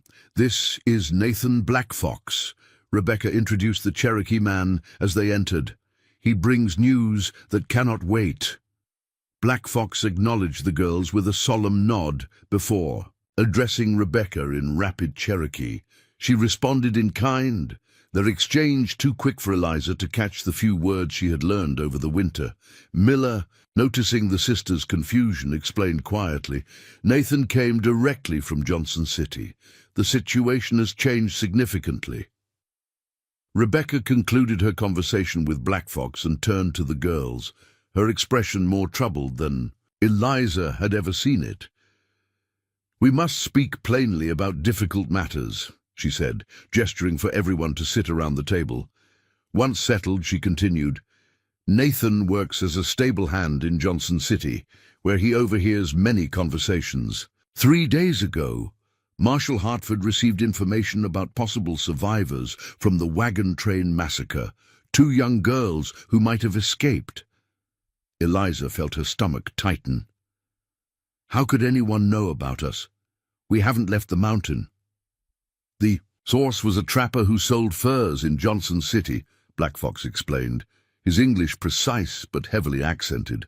"He mentioned meeting a Cherokee woman in the high country who had taken in 2 white children after some tragedy. He meant no harm. He was merely talking about unusual mountain happenings." Miller's weathered face creased with concern. "Problem is, Hartford wasn't the only one who heard this tale. One of Harlan's informants was drinking in the same establishment. The implication hung heavily in the cabin's close air. Both those seeking justice and those evading it now had reason to search for the Caldwell sisters. "How much time do we have?" Eliza asked, instinctively reaching for Mary's hand under the table. "Hartford has organized a search party that departs tomorrow morning," Blackfox replied. "They plan to check all remote cabins and known Cherokee hideouts in these mountains." "And Harlan's men?" Rebecca prompted. Blackfox's expression darkened. "Already moving. At least 4 riders were seen heading into the foothills yesterday." Rebecca absorbed this information with outward calm, though Eliza had learned to recognize the slight tightening around her eyes that indicated deep concern. "Then our decision is made for us," she said finally. "We must leave immediately." "Leave?" Mary echoed, her voice small with alarm. "But this is our home now." The simple declaration caused a momentary pause in the urgent conversation. Over the past months, the cabin had indeed become home to the unlikely family they had formed, a sanctuary of safety and learning that had allowed healing to begin after unimaginable trauma. Rebecca knelt before Mary, her usually stoic demeanor softening. "Home is not always a place, little fox. Sometimes it is the people who walk beside you." Miller cleared his throat. "Question is, where do you go? Hartford's men will be coming from the south, Harlan's likely from the west. East leads to steeper terrain with fewer hiding places. North," Rebecca decided, "through Watson Gap toward the Kentucky border. Nathan, does Hartford know my connection to these children?" Blackfox shook his head. The trapper did not know your name, only that a Cherokee woman had helped white children. But if they searched thoroughly enough, the implication was clear. Rebecca's illegal presence on lands from which Cherokee had been forcibly removed years earlier would be discovered. Even her decades of providing healing to remote settlers might not protect her from authorities determined to complete the removal of all indigenous people from eastern territories. "We'll need supplies," Eliza said, already mentally cataloguing essentials for the journey. Her practical nature, honed by months of Rebecca's tutelage, asserted itself in the crisis. Rebecca nodded approval at her quick thinking. "Jacob, can you acquire what we need without drawing attention?" "I'll do better than that," Miller replied. "I'll provide escort at least as far as the Blackwater River. I know trails no search party would think to check." The next hour passed, in a calculated frenzy as they prepared for immediate departure. Rebecca and Eliza gathered medicinal supplies, while Miller and Black Fox collected food provisions and essential tools. Mary was tasked with rolling sleeping furs into tight bundles that could be carried on their backs. Through the preparations, Eliza noticed Rebecca selecting certain items with special care, not just practical necessities, but objects that carried deeper significance. A small carved box containing personal treasures, the hawk amulet she had given Eliza upon their first meeting, a medicine pouch that had belonged to her deceased son. "Will we ever come back?" Eliza asked quietly as she helped Rebecca wrap her ceramic mortar and pestle in protective cloth. Rebecca's hands paused briefly. "The future unfolds according to its own wisdom. What matters now is that we move forward together." By mid-afternoon, they were ready to depart. Black Fox would return to Johnson City to monitor Hartford's movements and perhaps mislead the search parties if opportunities arose. Miller would guide Rebecca and the girls northward through the most remote mountain trails. As Rebecca performed a brief ceremony, burning a small bundle of sage and offering words in Cherokee that Eliza recognized. As prayers for protection, Mary tugged at Eliza's sleeve. "I'm scared," she whispered, her earlier bravado diminished by the tension surrounding their hasty departure. Eliza put her arm around her sister's shoulders. "Remember what Rebecca taught us? Fear is not our enemy if we don't let it rule our actions. It keeps us alert when we need to be." Mary nodded, visibly gathering her courage, like when we practice moving through the forest without making noise. "Exactly like that," Eliza confirmed. "This is just another lesson, but with more important reasons." Their journey began in tense silence, each acutely aware that discovery could come from multiple directions. Miller led them along game trails so faint that Eliza would never have recognized them as paths without his guidance. Rebecca brought up the rear, periodically pausing to listen and ensure they weren't being followed. The sisters walked between them, each carrying a small pack with personal belongings and light provisions. Mary had insisted on bringing the wooden fox Miller had carved for her at Christmas, now tucked safely in an inner pocket where she could touch it occasionally for reassurance. By sunset, they had covered nearly 6 miles of difficult terrain, climbing higher into the mountains rather than descending toward valleys where they might be more easily spotted. Miller led them to a small cave formed by a rockfall against a cliff face, not deep enough to harbor predators, but sufficient to provide shelter from the light rain that had begun to fall. "Hartford's men won't be searching at night," Miller said, as they prepared a small, nearly smokeless fire just inside the cave entrance. "But Harlan's gang doesn't follow conventional rules. We'll need to keep watch." They ate a cold supper of journey bread and dried venison, speaking little. The gravity of their situation, fleeing from both lawmen and outlaws, had settled heavily even on Mary, whose natural exuberance had given way to watchful silence. As darkness deepened outside their shelter, Rebecca arranged sleeping positions. With strategic care, Miller nearest the entrance, where he would take first watch, the girls in the cave's deepest recess for maximum protection, herself between them and any potential threat. "Try to rest," she told the sisters as she wrapped them in furs against the mountain night's chill. Tomorrow requires strength. Despite physical exhaustion from the day's difficult travel, sleep proved elusive for Eliza. Her mind raced with contingency plans, worst-case scenarios, and flashes of memory from the wagon train attack. The harsh reality that they were once again fleeing for their lives, though under vastly different circumstances, created a disturbing sense of history repeating itself. Beside her, Mary eventually succumbed to exhaustion, her breathing deepening into the rhythm of sleep. Eliza envied her sister's ability to surrender to necessary rest despite their precarious situation. When Rebecca came to check on them an hour later, she found Eliza still awake, staring into the dying embers of their small fire. "Your mind walks many paths at once," the Cherokee woman observed, settling beside her. Eliza nodded. "I keep thinking about choices and consequences. If we had approached Marshall Hartford weeks ago, as I suggested, would we still be running now?" Rebecca considered this thoughtfully. "The river of time flows in one direction. We cannot know what might have happened on paths not taken." She added a small stick to the fire, watching as it caught flame. "But I believe we chose rightly for the knowledge we had then. And now," Eliza prompted, "now we adapt to changing circumstances," Rebecca replied pragmatically. "The skilled hunter does not curse when the deer changes direction. She adjusts her approach. The simple wisdom provided unexpected comfort." Eliza realized that despite their current danger, she had resources and knowledge that had been unimaginable during her family's first flight from violence. She was no longer a helpless child, dependent entirely on adult protection, but a young person with developing skills and growing confidence. "Get some sleep," Rebecca urged gently. "I will wake you before dawn."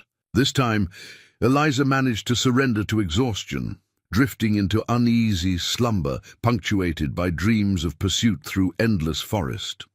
Dawn arrived with disconcerting normalcy, birdsong and soft light filtering through budding tree branches. Outside their temporary shelter, Miller had already scouted the immediate area and reported no signs of other humans nearby. "We need to cross Watson Gap before midday," he explained as they consumed a hasty breakfast. "There's a narrow window when fog typically fills the pass, providing better cover." The day's journey proved more grueling than the previous afternoon. The terrain grew increasingly rugged as they ascended toward the gap, with loose shale-making. Footing treacherous on steeper sections, Mary stumbled several times, eventually requiring Miller to carry her pack, while Rebecca occasionally lifted the exhausted child across particularly difficult stretches.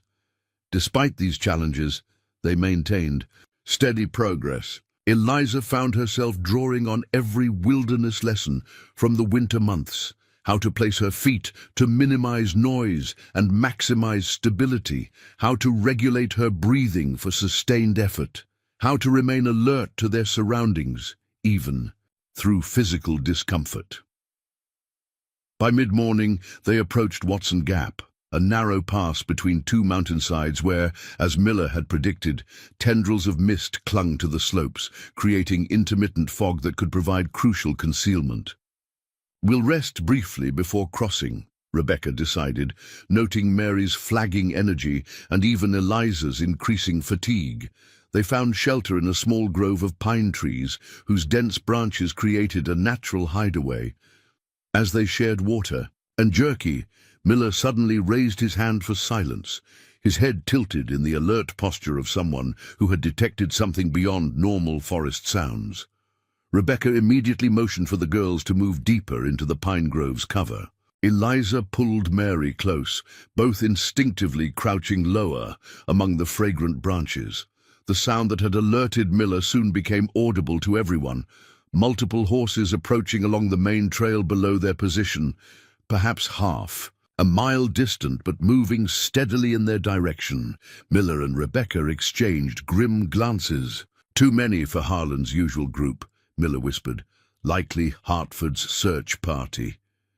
"Can we still cross the gap?" Eliza asked softly.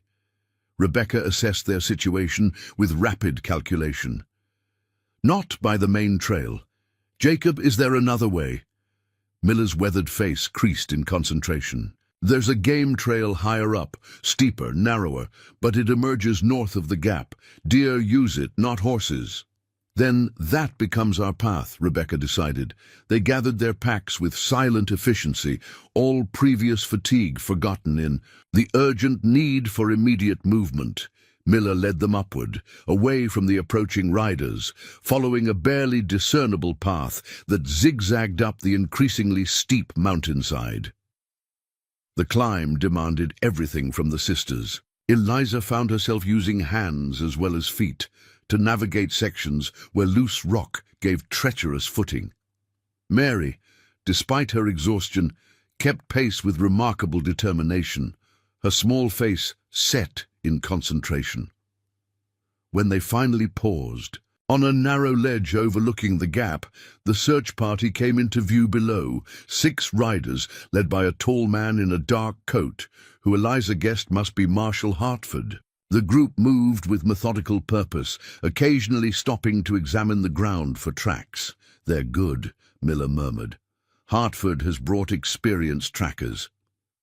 "We've been careful," Rebecca replied, watching the search party's progress. "And the recent rain has helped conceal our trail." For nearly an hour they remained motionless on their high perch, watching as Hartford's group searched the gap and surrounding areas. The marshal appeared to be conducting a systematic grid pattern, thoroughly investigating every possible path through the pass. When the riders finally continued northward, following what would have been the group's intended route, Rebecca exhaled softly. "They search ahead of us now. We must change direction." "East," Miller suggested, "toward Craven's Ridge. There's an abandoned hunting cabin there that few remember exists." The adjustment added miles to their journey, but necessity overrode fatigue. As they carefully descended from their hiding place to continue eastward, Eliza noticed Mary's expression had changed from fear to something closer to determination. "You're being very brave," she told her sister during a brief rest. Mary's reply surprised her. "I'm pretending I'm like the fox when hunters come, quiet and clever, finding paths they don't know about." The simple coping strategy revealed how deeply Rebecca's teachings had influenced the younger girl. By framing their dangerous flight as an extension of their wilderness training, Mary had found a way to manage her fear. Late afternoon brought them to Craven's Ridge, a heavily forested elevation that offered both concealment and multiple escape routes if necessary. The abandoned cabin Miller had mentioned turned out to be little more than 3 walls and a partial roof, but it provided more shelter than the open forest and was remarkably well hidden among ancient oak trees. "We'll rest here tonight," Miller decided. "I need to scout our path forward and make sure Hartford's men haven't circled back this way." As they established a temporary camp, carefully keeping any fire small enough to produce minimal smoke, Eliza noticed Rebecca studying the surrounding forest with unusual intensity. "Something's wrong," she stated rather than asked, having learned to read the Cherokee woman's subtle expressions. Rebecca nodded, her voice low, so Mary wouldn't overhear as she gathered fallen branches nearby. "The forest feels—" She paused, searching for the right word. "Watched. Not by Hartford's men, they make no secret of their presence. Something else." The observation sent a chill through Eliza that had nothing to do with the mountain's cooling evening air. Rebecca's instincts for danger had proven unerring during their months together. "Harlan's gang," she whispered. "Perhaps," Rebecca acknowledged, "or others. These mountains harbor many secrets, and those who wish to keep them." The cryptic response did little to ease Eliza's growing apprehension. As darkness fell, Bringing with it the vulnerable hours of night in unfamiliar territory, she found herself constantly scanning their surroundings, starting at each snap of twigs or rustle of leaves in the forest around them. Miller returned from his scouting expedition with mixed news. Hartford's search party had indeed continued northward, but he had discovered fresh horse tracks on a trail less than 2 miles east, too recent to be from the Marshals group and heading in their general direction. Could be local hunters, he allowed, though his tone suggested he believed otherwise. But we should move at first light, regardless. That night, as they took turns keeping watch, the forest around them seemed alive with potential threats. Some real, others perhaps magnified by tension and exhaustion. Every shadow might conceal an approaching enemy. Every night sound could signal discovery. During her watch shift, Eliza found herself touching the hawk amulet Rebecca had given her months ago at their first meeting, drawing strange comfort from its smooth surface against her fingers. Whatever dangers surrounded them, they faced them with knowledge and skills that would have been unimaginable during their desperate flight after the Wagon Train massacre. They had survived once through good fortune and Rebecca's intervention. Now they would survive through their own capabilities, guided by what they had learned from the remarkable woman who had transformed from stranger to family through the alchemy of shared experience and mutual respect. As dawn approached, bringing with it both new hope and renewed vulnerability, Eliza made a silent promise to herself, to Mary, and to Rebecca, that whatever path they ultimately followed through the dangers closing around them, it would honor everything they had become to each other in their months on the mountain. What she couldn't know was how severely that promise would be tested before another day had passed.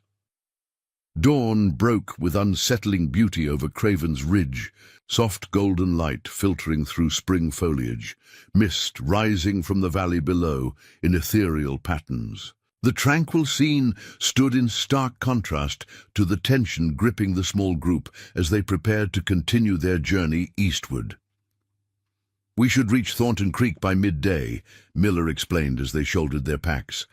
"From there, we have options depending on who might be following."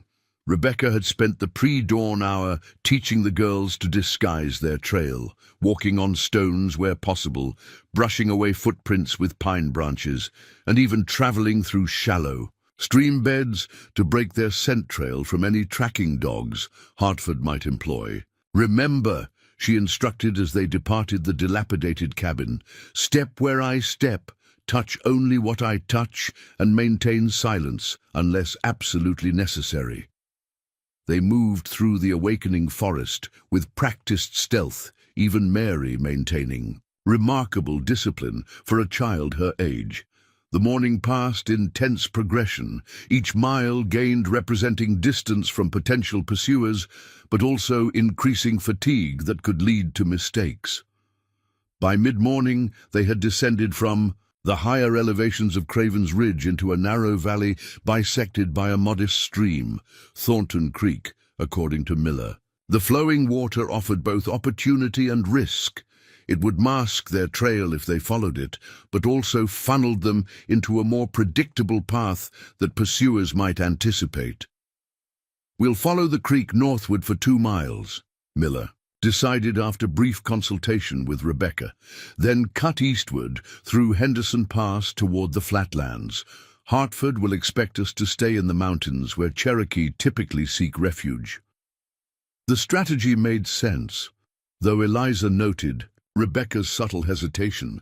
The Cherokee woman had lived her entire life in these mountains, rarely venturing into the more populated lowlands, where her heritage made her instantly identifiable as someone who had defied the removal orders. As they rested briefly beside the creek, Eliza approached Rebecca, who was refilling their water skins from the clear running water. "You're worried about leaving the mountains," she observed quietly. Rebecca's hands continued their task without pausing. "The mountains have been my protection for many years," she acknowledged. "In flatland settlements, I am immediately visible. As an outsider, We don't have to go that far, Eliza suggested. Perhaps just far enough to evade the immediate search, then find a new place in different mountains. Rebecca secured the cap on a filled water skin before responding. Our choices. Narrow with each passing hour. Safety lies in unexpected directions now. Before Eliza could press further, Mary called out in uncharacteristic alarm, "Someone's coming!" Miller was beside her instantly, his hand covering her mouth gently but firmly. "Quiet, little one," he whispered, turning in the direction Mary had been pointing. Through the trees, perhaps 200 yards upstream, a horse and rider had appeared at the creek's edge. The man had dismounted and was allowing his horse to drink while he consulted what appeared to be a map. "One of Hartford's deputies," Miller murmured after studying the distant figure. "They've split up to cover more ground." Rebecca motioned for them to retreat into denser undergrowth, away from the creek bank, where they might be spotted. Moving with exaggerated care, the group edged backward until a thick stand of rhododendron concealed them completely. "He's not just watering his horse," Rebecca observed, after watching the deputy for several minutes. "He's waiting for someone." Her assessment proved accurate when, moments later, 2 more riders appeared from the opposite direction. Even at this distance, the contrast between the newcomers and the deputy was evident. Where the lawman sat his horse with proper posture in clean, practical clothing, these men slouched with the casual menace of those accustomed to intimidation rather than respect. "Harlan's men," Miller concluded grimly, "and meeting with a deputy. That explains how they've evaded capture for so long." The implication was clear and disturbing. Corruption within Hartford's own team was complicating an already dangerous situation. If some of the lawmen were secretly aligned with the Harlan gang, nowhere would be truly safe. They watched in tense silence as the 3 men conversed, their voices too distant to be understood, but their body language suggesting an exchange of information rather than confrontation. After several minutes, the deputy handed something to one of Harlan's men. Money or papers, it was impossible to tell at this distance, before mounting his horse and riding back in the direction he had come. The 2 gang members remained by the creek, consulting between themselves before also mounting their horses and proceeding downstream, directly toward the hidden group's position. "They'll pass within 50 feet of us," Miller warned, his voice barely audible. Rebecca gripped each girl by the shoulder, her eyes conveying an unmistakable message. Absolute stillness was their only protection now. Eliza felt her heart hammering, so forcefully she feared it might be audible beyond her own ears. Beside her, Mary had gone rigid with tension, her small hands clenched into tight fists. The approaching riders moved at an unhurried walk, their horses' hooves making soft splashing sounds in the shallow edges of the creek. As they drew nearer, their conversation became audible in fragments. Said they're headed north with some mountain man guide. Silas wants the girls alive if possible. Got to be worth more than what Hartford's offering. Eliza felt a chill that had nothing to do with the cool shadows beneath the rhododendron canopy. The casual discussion of their capture as a matter of profit rather than justice perfectly encapsulated the amoral calculation that had resulted in their parents' murders. When the riders were directly parallel to their hiding place, one of the horses suddenly stopped, lifting its head and staring directly toward the rhododendron thicket. Its rider cursed, yanking the reins. "What's got into you, beast?" The second rider circled back. "Something spook him." Probably just a deer in the brush. Eliza held her breath as the first rider dismounted and took several steps toward their hiding place, hand resting on the revolver at his hip. He was close enough now that she could see the dirt ingrained in his knuckles, the tobacco stains on his unkempt beard, the cold calculation in eyes that scanned the undergrowth. Just as it seemed discovery was inevitable, a splash from further downstream caught the men's attention, a deer emerging from the forest to drink from the creek. The momentary distraction provided the opportunity Miller had been waiting for. With subtle hand signals, he directed Rebecca to take the girls deeper into the forest, while he created a diversion. Before Eliza fully understood his intention, Miller had slipped away from their hiding place, circling through the trees until he was well upstream from their position. There, he deliberately snapped a large branch, creating a sharp cracking sound that immediately drew both riders' attention. "Someone's up there!" the standing man shouted, rushing back to his horse.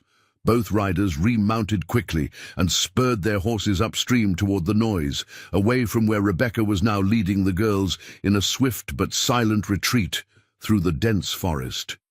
They moved rapidly for nearly 10 minutes, putting as much distance as possible between themselves and the creek, before Rebecca finally paused to get their bearings. Mary was breathing hard from the exertion, her face flushed with fear and effort. "Will Mr. Miller be all right?" she asked. Between gasps, Rebecca's expression revealed nothing of her own concern. "Jacob knows these mountains as well as I do. He will lead them away and find us later." Whether this confidence was genuine or merely intended to reassure the girls, Eliza couldn't determine. She had learned that Rebecca sometimes shaped truth to protect them from excessive worry, a kindness she recognized but increasingly questioned as she grew more capable. "Those men said Silas Harland wants us alive," she noted, the implications of this disturbing her deeply. Why would he care about two girls who barely saw anything during the attack? Rebecca considered this as she adjusted the straps of Mary's pack. Perhaps he fears even limited testimony, or perhaps there is something more valuable to him than simply eliminating witnesses. "Like what?" Mary asked, her breathing finally slowing to normal. "Ransom, possibly," Rebecca replied after a moment's hesitation. "Your father was a physician. Such men often have connections to wealthy families or institutions." The suggestion introduced a new and troubling dimension to their situation. If Harlan believed they might have financial value, his pursuit would be even more determined. "We need to keep moving," Rebecca decided, orienting herself by the position of the sun filtering through the canopy. "Without Jacob, we must adjust our route. The flatlands are too exposed now." "Where will we go?" Eliza asked, helping Mary readjust her pack. "There is a place 3 days' journey from here, a hidden valley where several Cherokee families still live, unknown to authorities. It has remained secret because it is difficult to find unless you know exactly where to look. Won't we lead danger to them if we're being followed?" Eliza questioned, her growing maturity evident in her consideration of wider consequences. Rebecca's approval showed in her brief nod. "You think beyond yourself, a healer's perspective. Yes, that is a concern, but we will take many precautions to ensure we aren't followed, and the valley has sentries who watch all approaches." They traveled for the remainder of the day on a route that seemed deliberately complex, doubling back occasionally, crossing the same stream at different points, and at one juncture walking backward for nearly 50 yards to leave confusing tracks. By sunset, even Eliza, who prided herself on her developing sense of direction, was thoroughly disoriented. "That is the purpose," Rebecca explained when Eliza admitted her confusion. "If we cannot clearly remember our exact path, those tracking us will struggle even more." They made camp that night in a small cave formed by a fallen tree whose massive root system had torn free from the earth during some long-ago storm. The natural shelter, enhanced by Rebecca's careful arrangement of additional branches, rendered them nearly invisible from even 20 feet away.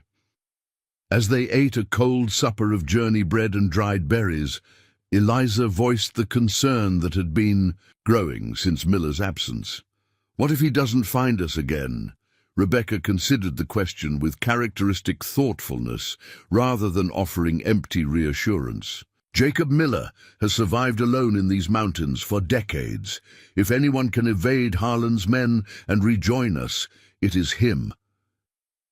She paused, adding with pragmatic honesty, "But we must be prepared to continue without him if necessary." The frank assessment, while unsettling, reinforced what Rebecca had taught them throughout their time together, that acknowledging difficult truths was essential to proper preparation.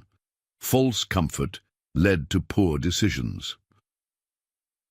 "I miss the cabin," Mary said softly as they prepared for sleep, her small voice heavy with fatigue and emotion.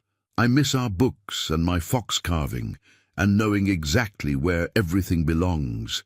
The simple lament expressed a fundamental human need for stability and familiar surroundings that transcended age or circumstance. Even Rebecca's stoic expression softened at the child's words. "When safety is found again," she promised, "we will create a new order from chaos. This is the pattern of life: stability, disruption, rebuilding." Despite this philosophical perspective, Eliza noticed Rebecca's hands moved with unusual tenderness as she tucked the sleeping furs around Mary, whose exhaustion had finally overcome anxiety. With the younger girl asleep, Rebecca and Eliza took the opportunity to speak more frankly about their situation. "Those men meeting by the creek," Eliza began, keeping her voice low. "If Hartford has corrupt deputies, how can we ever trust approaching him, even if we wanted to?"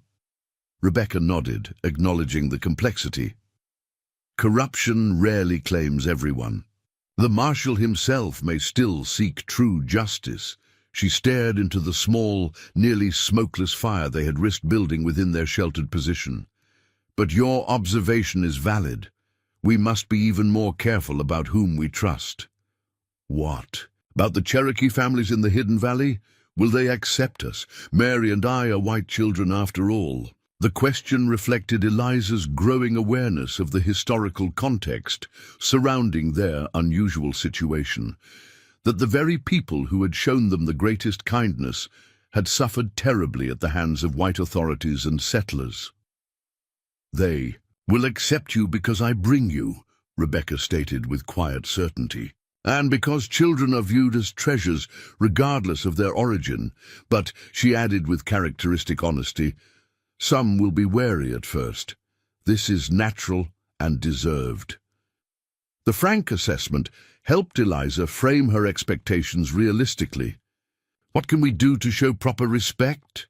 Rebecca's expression warmed slightly at the mature question. "Listen more than you speak.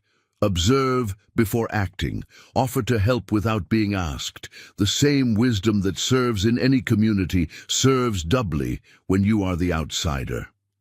The practical guidance reflected Rebecca's own experience living between cultures, knowledge gained through difficult experience that she now passed to Eliza, who found herself increasingly in a similar position. Dawn arrived with disconcerting swiftness, the brief night providing insufficient rest for the challenges ahead. They departed their temporary shelter as early light filtered through the forest canopy, Rebecca setting a pace that balanced necessary speed with sustainable endurance. By mid-morning, they had entered terrain unlike any Eliza had previously encountered in their mountain travels, massive rock formations erupting from the forest floor like the spines of some enormous buried creature. These natural stone walls sometimes created corridors they had to navigate, other times forced lengthy detours. "These formations help protect the valley," Rebecca explained as they paused for a brief rest. "They confuse those who don't know the true path, leading them in circles until they give up in frustration." "Like a maze," Mary observed, her natural curiosity temporarily overcoming fatigue as she studied the unusual landscape. "Exactly so," Rebecca confirmed. "Created by Earth's own hand rather than human design, which makes it more effective." They had just resumed their journey when Rebecca suddenly froze, raising her hand in the signal for immediate silence and stillness. Eliza instantly complied, pulling Mary close beside her behind a large boulder. For several long moments, nothing seemed amiss. just the usual forest sounds of birds and small creatures going about their business. Then Eliza heard what had alerted Rebecca, the subtle but distinctive sound of a horse's bridle jingling. Somewhere ahead of them, Rebecca motioned for them to retreat the way they had come, but before they could move more than a few steps, a voice called out from behind them, "That's far enough, Mrs. Nighthawk." They turned to find a tall man in a worn but well-maintained dark coat standing 30 feet away, a badge visible on his vest and a revolver held casually at his side. Though he had addressed Rebecca, his gaze moved immediately to the Caldwell. "Sisters, Eliza and Mary Caldwell, I presume," he said, his voice surprisingly gentle despite the weapon in his hand. "I'm Federal Marshal Thomas Hartford. I've been looking for you girls for quite some time." Rebecca moved subtly, positioning herself between the marshal and the sisters. "These children are under my protection," she stated firmly.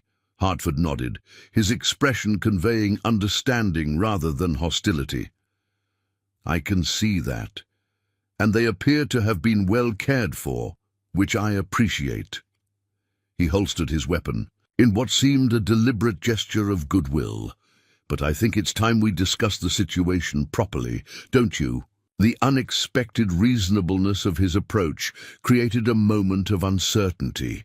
This was not the threatening confrontation they had feared, yet Hartford's sudden appearance alone, having seemingly tracked them through terrain specifically chosen to discourage pursuit, was deeply concerning. "How did you find us?" Eliza asked, stepping slightly out from behind Rebecca despite the Cherokee woman's protective stance. Hartford's weathered face showed a flicker of respect at the direct question. "I've been tracking outlaws through worse country than this for 15 years, young lady, but I also had help from someone who was concerned about your welfare." At his gesture, another figure emerged from behind one of the stone formations. Jacob Miller, his expression a complex mixture of apology and relief. "You led him to us?"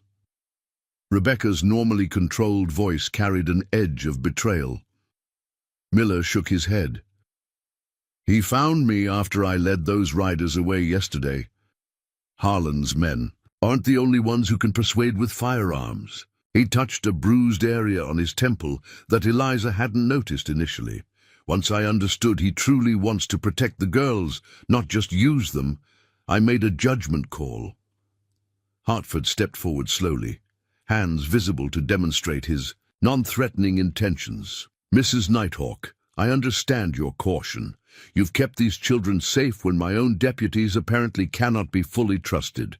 But the situation has become too dangerous for this forest hide-and-seek to continue. What exactly do you propose?" Rebecca asked, her posture still protective, but her tone acknowledging the reality of their position.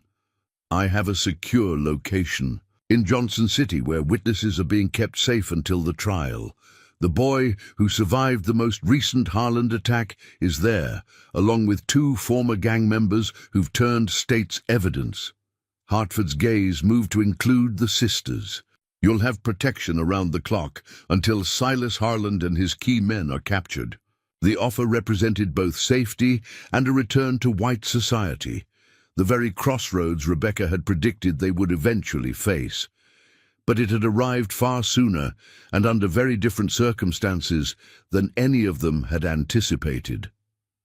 Eliza exchanged a glance with Rebecca, whose subtle nod encouraged her to speak for herself.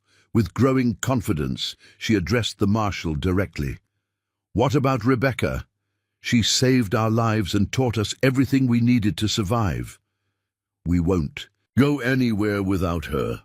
Hartford's expression suggested this complication didn't surprise him. "That's more complicated. Mrs. Nighthawk is technically in violation of the Indian Removal Act by remaining in these territories." "Then your law is unjust," Mary interjected with unexpected fierceness, moving to stand beside her sister. The marshal's eyebrows rose slightly at the child's boldness, but his response held no condescension. "Many laws have elements of injustice, young lady. The question is how we navigate them while maintaining our own moral compass." He turned back to Rebecca. I cannot officially sanction your presence here, but I can choose not to report it once this Harland business is concluded. And in the meantime, if you were to accompany these children as some form of cultural liaison to ensure their comfort during a difficult transition, that might be arranged discreetly. The careful wording represented a compromise, not full acknowledgement of Rebecca's legal right to remain on her ancestral lands, but a pragmatic solution that prioritized the children's welfare while offering her a measure of protection.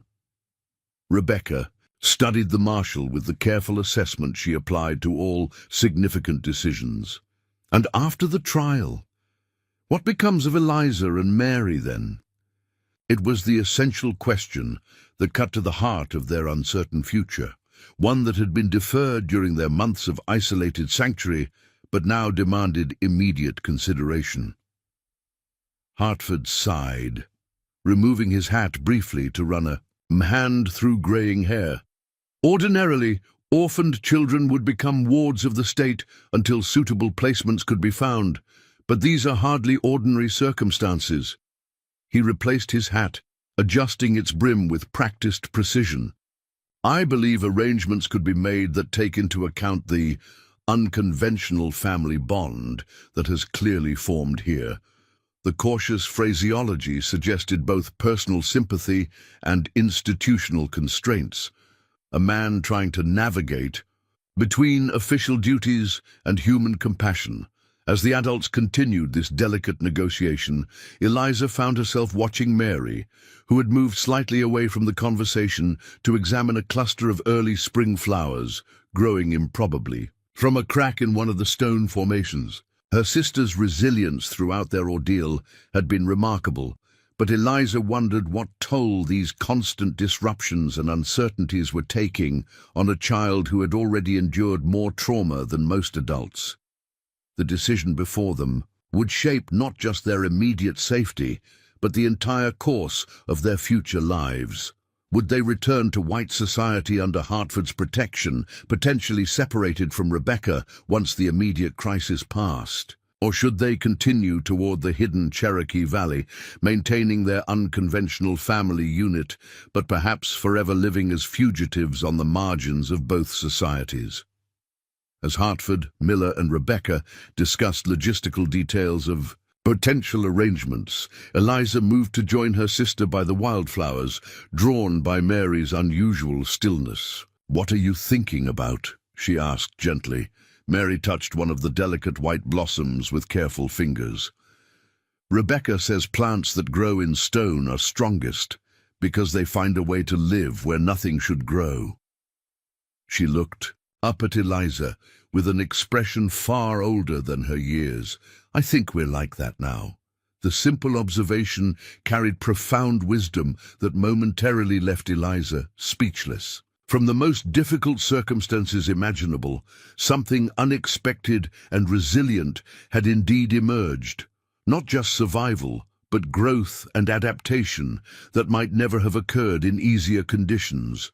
Whatever path they chose moving forward, that hard-won strength would remain, a foundation for rebuilding lives that had been shattered but not destroyed, transformed rather than merely damaged by the crucible of their experiences. The conversation behind them had reached some form of tentative agreement. As Eliza and Mary rejoined the adults, Hartford was explaining the arrangements for safe transport to Johnson City, a carefully planned route with trusted men he had personally selected after the discovery of corruption among his deputies. However, before any final decision could be implemented, the snap of a twig somewhere among the nearby stone formations alerted everyone to a new presence in their vicinity. Hartford's hand moved instantly to his weapon as Rebecca pulled the girls behind her with protective urgency. "We're not alone," Miller murmured, his experienced eyes scanning their surroundings with sudden intensity. The peaceful negotiation that had seemed to offer resolution now teetered on the edge of a much more dangerous confrontation, one that would test everything the sisters had learned and reveal whether their newfound strength would be sufficient for the challenges still to come. The tension in the stone corridor was palpable as everyone froze at the sound of approaching footsteps. Hartford drew his revolver in one fluid motion, positioning himself at the forefront of their small group while Miller moved to guard their rear. "Get down," Rebecca whispered urgently to the sisters, guiding them behind the largest nearby boulder. Eliza pulled Mary close, her hand instinctively moving to the small knife concealed in her belt, not with any real expectation that she could defend them against armed men, but because the training Rebecca had provided had become second nature in moments of danger. The footsteps grew clearer, accompanied now by voices, multiple people approaching from the direction Rebecca had been leading them. Hartford raised his weapon, calling out with authoritative calm, "Federal Marshal, identify yourselves." The footsteps paused briefly before a man's voice responded in Cherokee. Though Eliza couldn't understand the words, she recognized the language from her lessons with Rebecca. Rebecca's posture changed instantly, relaxation replacing tension as she stepped forward, replying in the same language. After a brief exchange, she turned to Hartford. "Lower your weapon, Marshal. These are friends from the valley, sentries who monitor approaches to their sanctuary." Hartford hesitated only momentarily before holstering his revolver with evident relief. "Your hidden valley has effective security. Necessity teaches vigilance," Rebecca replied, as three Cherokee men emerged from behind the stone formations. Ahead, they were dressed in a mixture of traditional and Western clothing, buckskin leggings paired with cotton shirts, moccasins alongside wide-brimmed hats. Each carried a rifle with comfortable familiarity, though they now held them casually rather than at the ready. The eldest of the three, a man perhaps in his 60s with silver-streaked hair tied back in a traditional style, addressed Rebecca directly. Though he spoke in Cherokee, his glances toward Hartford and the girls made clear the topic of conversation. After several minutes of discussion, Rebecca turned to explain. "Daniel Blackfeather says 3 riders matching the description of Harlan's. Men were seen near the western approach to the valley early this morning. They appeared to be scouting rather than merely passing through." Hartford's expression darkened. "They're searching systematically now, not just following rumors. Someone has told them our approximate location." "The corrupted deputy," Miller suggested grimly. The marshal nodded. "We need to move quickly. If Harlan's men are nearby, this area will soon become very dangerous." Daniel Blackfeather spoke again, this time directing his comments to Hartford. Despite the language barrier, Rebecca translated, "He says you and your charges are welcome to take shelter in their village temporarily, but they cannot harbor armed outsiders for long without risking discovery of their sanctuary." Hartford weighed this offer against his original plan to escort the girls to Johnson City. "How far to this village?" "Less than 2 hours walking," Rebecca replied, "through paths only those who belong to the valley can navigate successfully." The marshal made his decision quickly. "We accept their hospitality with gratitude. Once there, we can better assess our options with the girls safely protected." With Daniel Blackfeather now leading their expanded group, they proceeded through increasingly complex terrain. Narrow passages between towering rock formations, unexpected turns that seemed to double back on themselves, and occasional scrambles over boulder fields that would deter casual exploration. Without guides who knew this labyrinthine landscape intimately, Eliza realized they would have wandered aimlessly despite Rebecca's woodland skills. Mary, though visibly tired, maintained the pace with determination, occasionally reaching for Eliza's hand on particularly difficult sections, but otherwise managing independently. The younger girl's resilience had grown remarkably during their months with Rebecca, a strength born of necessity but nurtured through careful guidance. After nearly 2 hours of challenging travel, they emerged suddenly into a hidden valley that seemed to materialize from nowhere, a natural bowl nestled among steep mountainsides, invisible from any distance due to the surrounding terrain. Within this protected space lay a small but thriving community that instantly captured the sisters' attention. A dozen modest cabins arranged in a circular pattern surrounded a central clearing where a communal fire pit served as the village's heart. Gardens were already sprouting early vegetables in neat rows, tended by women whose traditional dress contrasted with the more modern elements visible elsewhere. Children paused in their activities to stare curiously at the newcomers, especially the two white girls accompanying their Cherokee elder. "The Valley of Forgotten Stones," Rebecca explained quietly, "named for the ancient formations that protect it. 26 Cherokee live here, descendants of those who hid rather than walk the Trail of Tears." Hartford surveyed the settlement with visible surprise. "I've been tracking fugitives through these mountains for years and never suspected this place existed." "That is its purpose," Rebecca replied simply. Daniel Blackfeather led them to the central clearing, where an elderly woman waited, her face deeply lined with age, but her posture still proud and straight. She wore her silver hair in traditional style, and her clothing incorporated intricate beadwork that Eliza recognized as significantly more elaborate than Rebecca's practical garments. "Morning Sky is the village elder," Rebecca explained.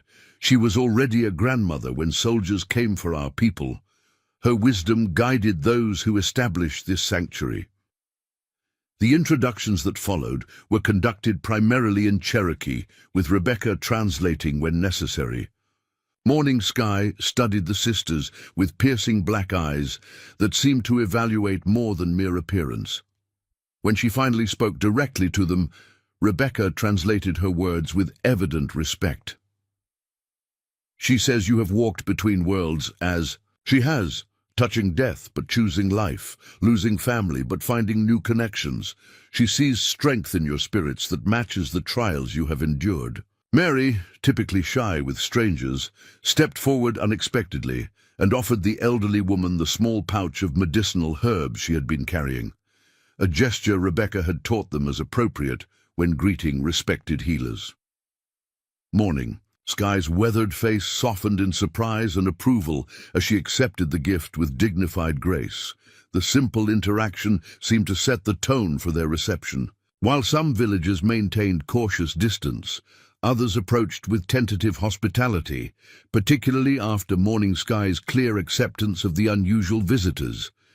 They were provided with a small but clean cabin normally used for storage, hastily converted to accommodate Hartford Miller, Rebecca, and the girls. As they settled in and shared a simple meal provided by the villagers, Hartford outlined the situation as he understood it.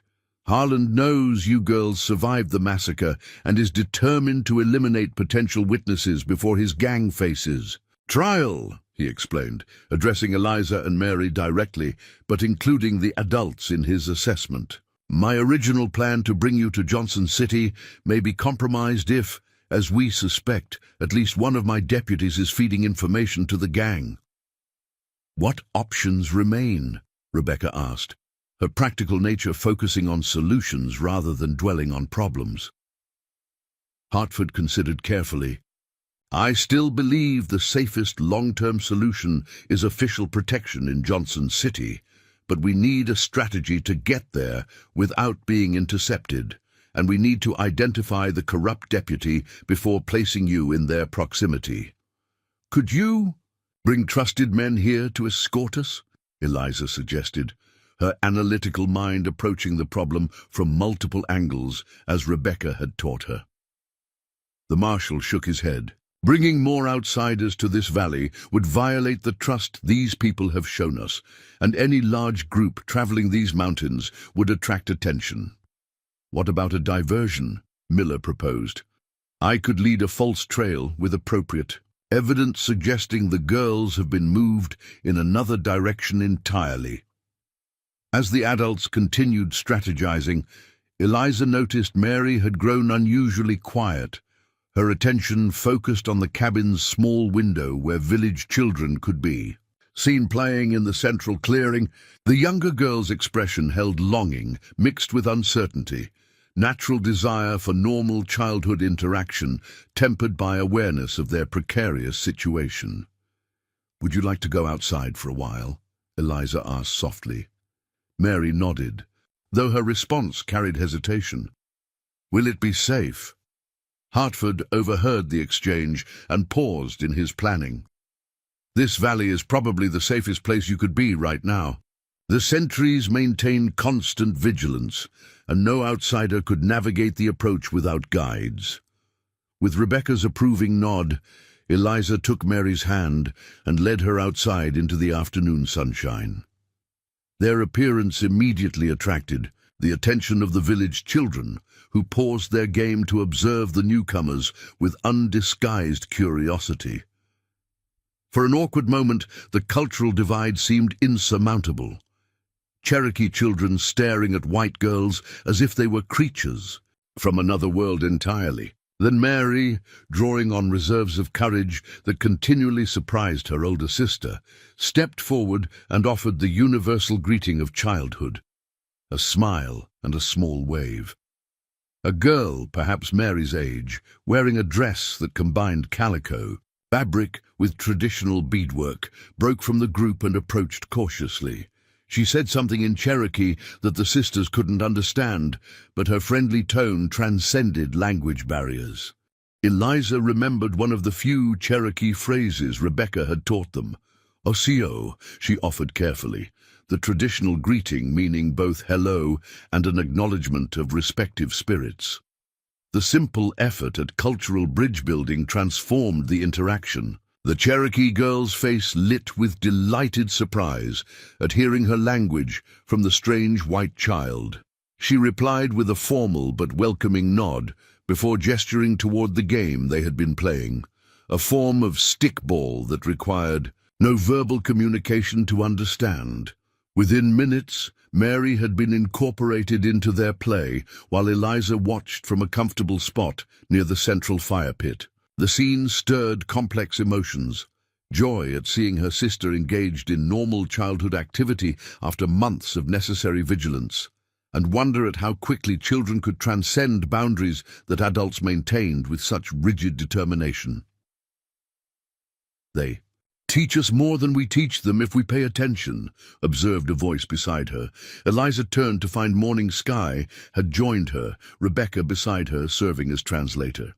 The elderly woman's eyes held wisdom, earned through decades of protecting her small community from a world that had officially declared them non-existent. Through Rebecca's translation, Morning Sky continued, "Your sister finds connection easily. A valuable gift in a world determined to emphasize differences. She's always been that way," Eliza acknowledged. "Even before—" She trailed off, the Wagon Train Massacre still difficult to reference directly. "Before your world changed," Morning Sky completed for her. "Just as ours changed when soldiers came to force us from our ancestral lands, yet here we remain, holding to what matters most, our traditions, our connections, our healing knowledge." The parallel between their experiences, disruption, loss, adaptation, and resilience, created unexpected common ground between the elderly Cherokee woman and the young white girl. Though separated by age, culture, and history, they shared understanding of how quickly established lives could be upended by forces beyond personal control. As evening approached, the entire community gathered for a shared meal around the central fire. The sisters found themselves welcomed with cautious hospitality, not as fully accepted members, but as guests under protection, which seemed entirely appropriate given their temporary status. During this gathering, Hartford and Daniel Blackfeather announced the plan they had developed in consultation with Rebecca and Miller. The marshal would depart alone the following morning, taking a circuitous route back to Johnson City to avoid potential Harland scouts. There, he would identify which deputy had been compromised and arrange for truly trustworthy men to escort the sisters safely to town. "I expect to return within 5 days," Hartford explained. "During that time, you'll remain here under the protection of the valley. "What about Rebecca?" Eliza asked the question that had been concerning her since their first encounter with the marshal. "She comes with us to Johnson City, right?" Hartford exchanged glances with Rebecca before responding. "Mrs. Nighthawk and I have discussed this at length. The legal complications of her situation make official arrangements challenging." Rebecca placed a reassuring hand on Eliza's shoulder. "What the marshal means is that my presence in white settlements raises questions he cannot easily answer, without endangering himself or me." The implication was clear and troubling. Returning to white society might necessarily mean separation from the woman who had become their surrogate mother, teacher, and protector. The prospect created an ache in Eliza's chest that felt like grief renewed. Sensing her distress, Rebecca continued, "But there are possibilities we have discussed. Not all paths are closed to us." Before she could elaborate, one of the sentries burst into the clearing, speaking rapidly in Cherokee. The casual atmosphere transformed instantly as Daniel Blackfeather responded with urgent commands that sent the community into immediate action. Rebecca translated for the sisters and Hartford. "Riders approaching from the south. 6 men, heavily armed. They've discovered one of the outer passages to the valley." Hartford's hand moved instinctively to his weapon. "Harlan's gang. They must have tortured information from someone who knew of this place." The community's response was swift and practiced. Clearly they had prepared for such emergencies. Children were quickly gathered and led toward what appeared to be a cave entrance on the valley's northern edge. Women collected essential items while men retrieved weapons hidden throughout the settlement. "Get the girls to the sanctuary cave," Daniel instructed Rebecca in English, ensuring Hartford understood as well. "It connects to passages that lead out of the valley to the north if evacuation becomes necessary." As Rebecca hurried them toward the cave entrance, Eliza looked back to see Hartford and Miller positioning themselves with the Cherokee men at strategic points around the village. Improvised defenses against the approaching threat. The sight of these men from such different backgrounds united in common purpose struck her as both beautiful and tragic. Cooperation born of imminent danger rather than mutual understanding. Inside the cave, a remarkable sight awaited them. What had appeared from outside to be a simple shelter was in fact an extensive natural cavern transformed into a community refuge. Storage containers lined the walls, filled with preserved food, water, blankets, and other essentials. Torches illuminated a space large enough to accommodate the entire village population if necessary. Morning Sky directed the organization within, her authority absolute despite her advanced age. Children were settled in a protected alcove, while women established a temporary cooking area and men prepared defensive positions near the cave entrance. "They have endured such threats before," Rebecca explained quietly as they joined the other children in the designated area. "The valley has remained hidden, not by luck, but through preparation and sacrifice." Mary pressed closer to Eliza. Fear, evident in her expression, but controlled through the discipline she had developed during their months of training. "Will they find us here?" Before Eliza could respond with reassurance, she didn't entirely feel the distant sound of gunfire echoed from outside. The confrontation had begun. What followed were perhaps the longest hours of their already difficult young lives. The sporadic sounds of conflict continued outside, while within the cave, Morning Sky led the children in quiet songs that served both to calm their fears and mask any sounds from reaching the entrance. Rebecca remained near the sisters, her steady presence providing essential stability as uncertainty stretched endlessly. As darkness fell outside, Hartford appeared at the cave entrance, his clothing dust-covered and a superficial wound visible. On his forearm, he conferred briefly with Daniel and Morning Sky before approaching Rebecca and the girls. "Harlan himself is leading them," he reported grimly. They've pulled back temporarily, but haven't left the area. They know you're here, he added, looking directly at the sisters. How? Eliza asked, the betrayal implicit in their discovery. Still disturbing. Hartford's expression hardened. My deputy must have provided more specific information than we realized. They came directly to the southern approach, not searching randomly. What happens now? Rebecca asked, her practical nature focusing on next steps rather than recriminations. We've established a defensive perimeter, but we're outnumbered, Hartford admitted. And I won't risk this community being destroyed to protect my witnesses, no matter how important the case against Harland. Then we should leave, Eliza stated decisively, her young voice carrying surprising authority. If they're looking for us, we shouldn't endanger these people who've shown us kindness. Mary nodded agreement, though fear tightened her features. Father always said a good doctor puts patients before himself. These people are like our patients now. We need to help them by going away. The simple declaration, invoking their father's ethical code in terms a child could understand, created a moment of silent recognition among the adults. These girls, despite their youth, had developed moral clarity that transcended self-preservation. There is another way, Morning Sky interjected through Rebecca's translation. A path few know, one that leads through mountain passages too narrow for horses. If you departed before dawn, you could reach Blackwater Ridge by midday tomorrow. From there, different trails offer choices. Hartford considered this option carefully. Risky, but potentially our best strategy. Harland would expect us to head toward Johnson City. A more eastern route might confuse him long enough for us to circle back safely. Through detailed discussion that extended into the night, a plan emerged.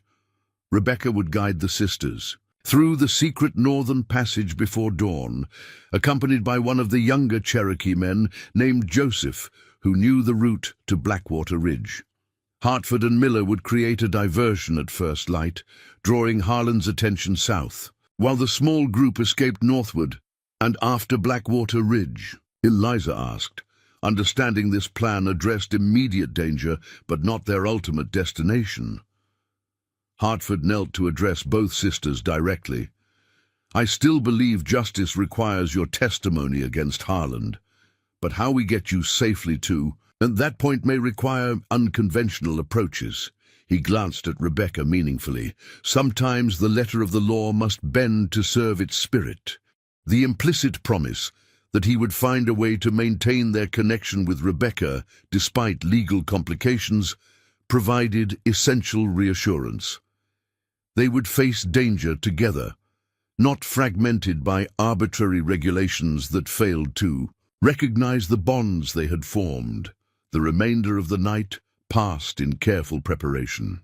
Rebecca and the girls gathered only essential supplies, focusing on medicines, minimal food, and tools for survival rather than comfort. Hartford provided Eliza with a small map showing possible routes from Blackwater Ridge, marking locations where he might reconnect with them once he had addressed the corruption within his own team. As the first hint of pre-dawn light filtered into the cave, Morning Sky approached the sisters for a final conversation. With Rebecca translating, the elderly healer presented each girl with a small medicine pouch on a leather cord.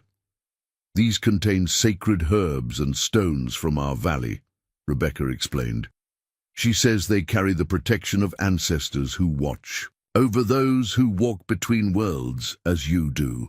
Morning Sky placed her weathered hands on each girl's head in turn, speaking words that needed no translation to convey blessing and recognition. The gesture transcended cultural differences, acknowledging shared humanity and resilience in the face of tremendous challenges.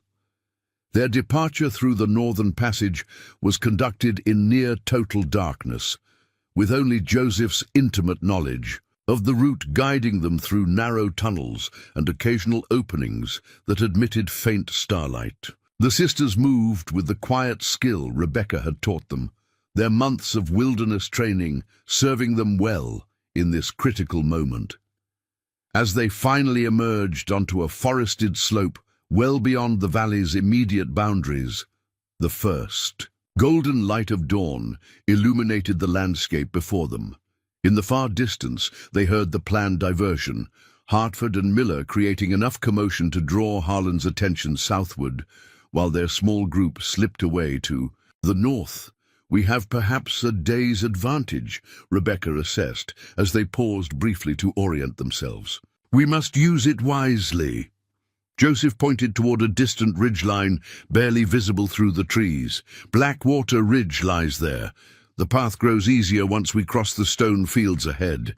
As they prepared to continue this next phase of their journey, Eliza found herself reflecting on the extraordinary transformation their lives had undergone.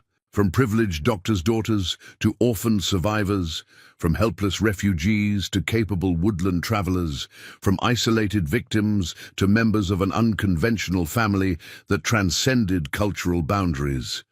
Each transition had forged them into something neither purely of their original world nor fully of Rebecca's, but something new and surprisingly strong. Mary seemed to sense her sister's contemplative mood. "What are you thinking about, Liza?" Eliza gestured toward the path ahead, which wound through challenging terrain before reaching their destination. "About how different we are from the girls who hid behind that waterfall last autumn."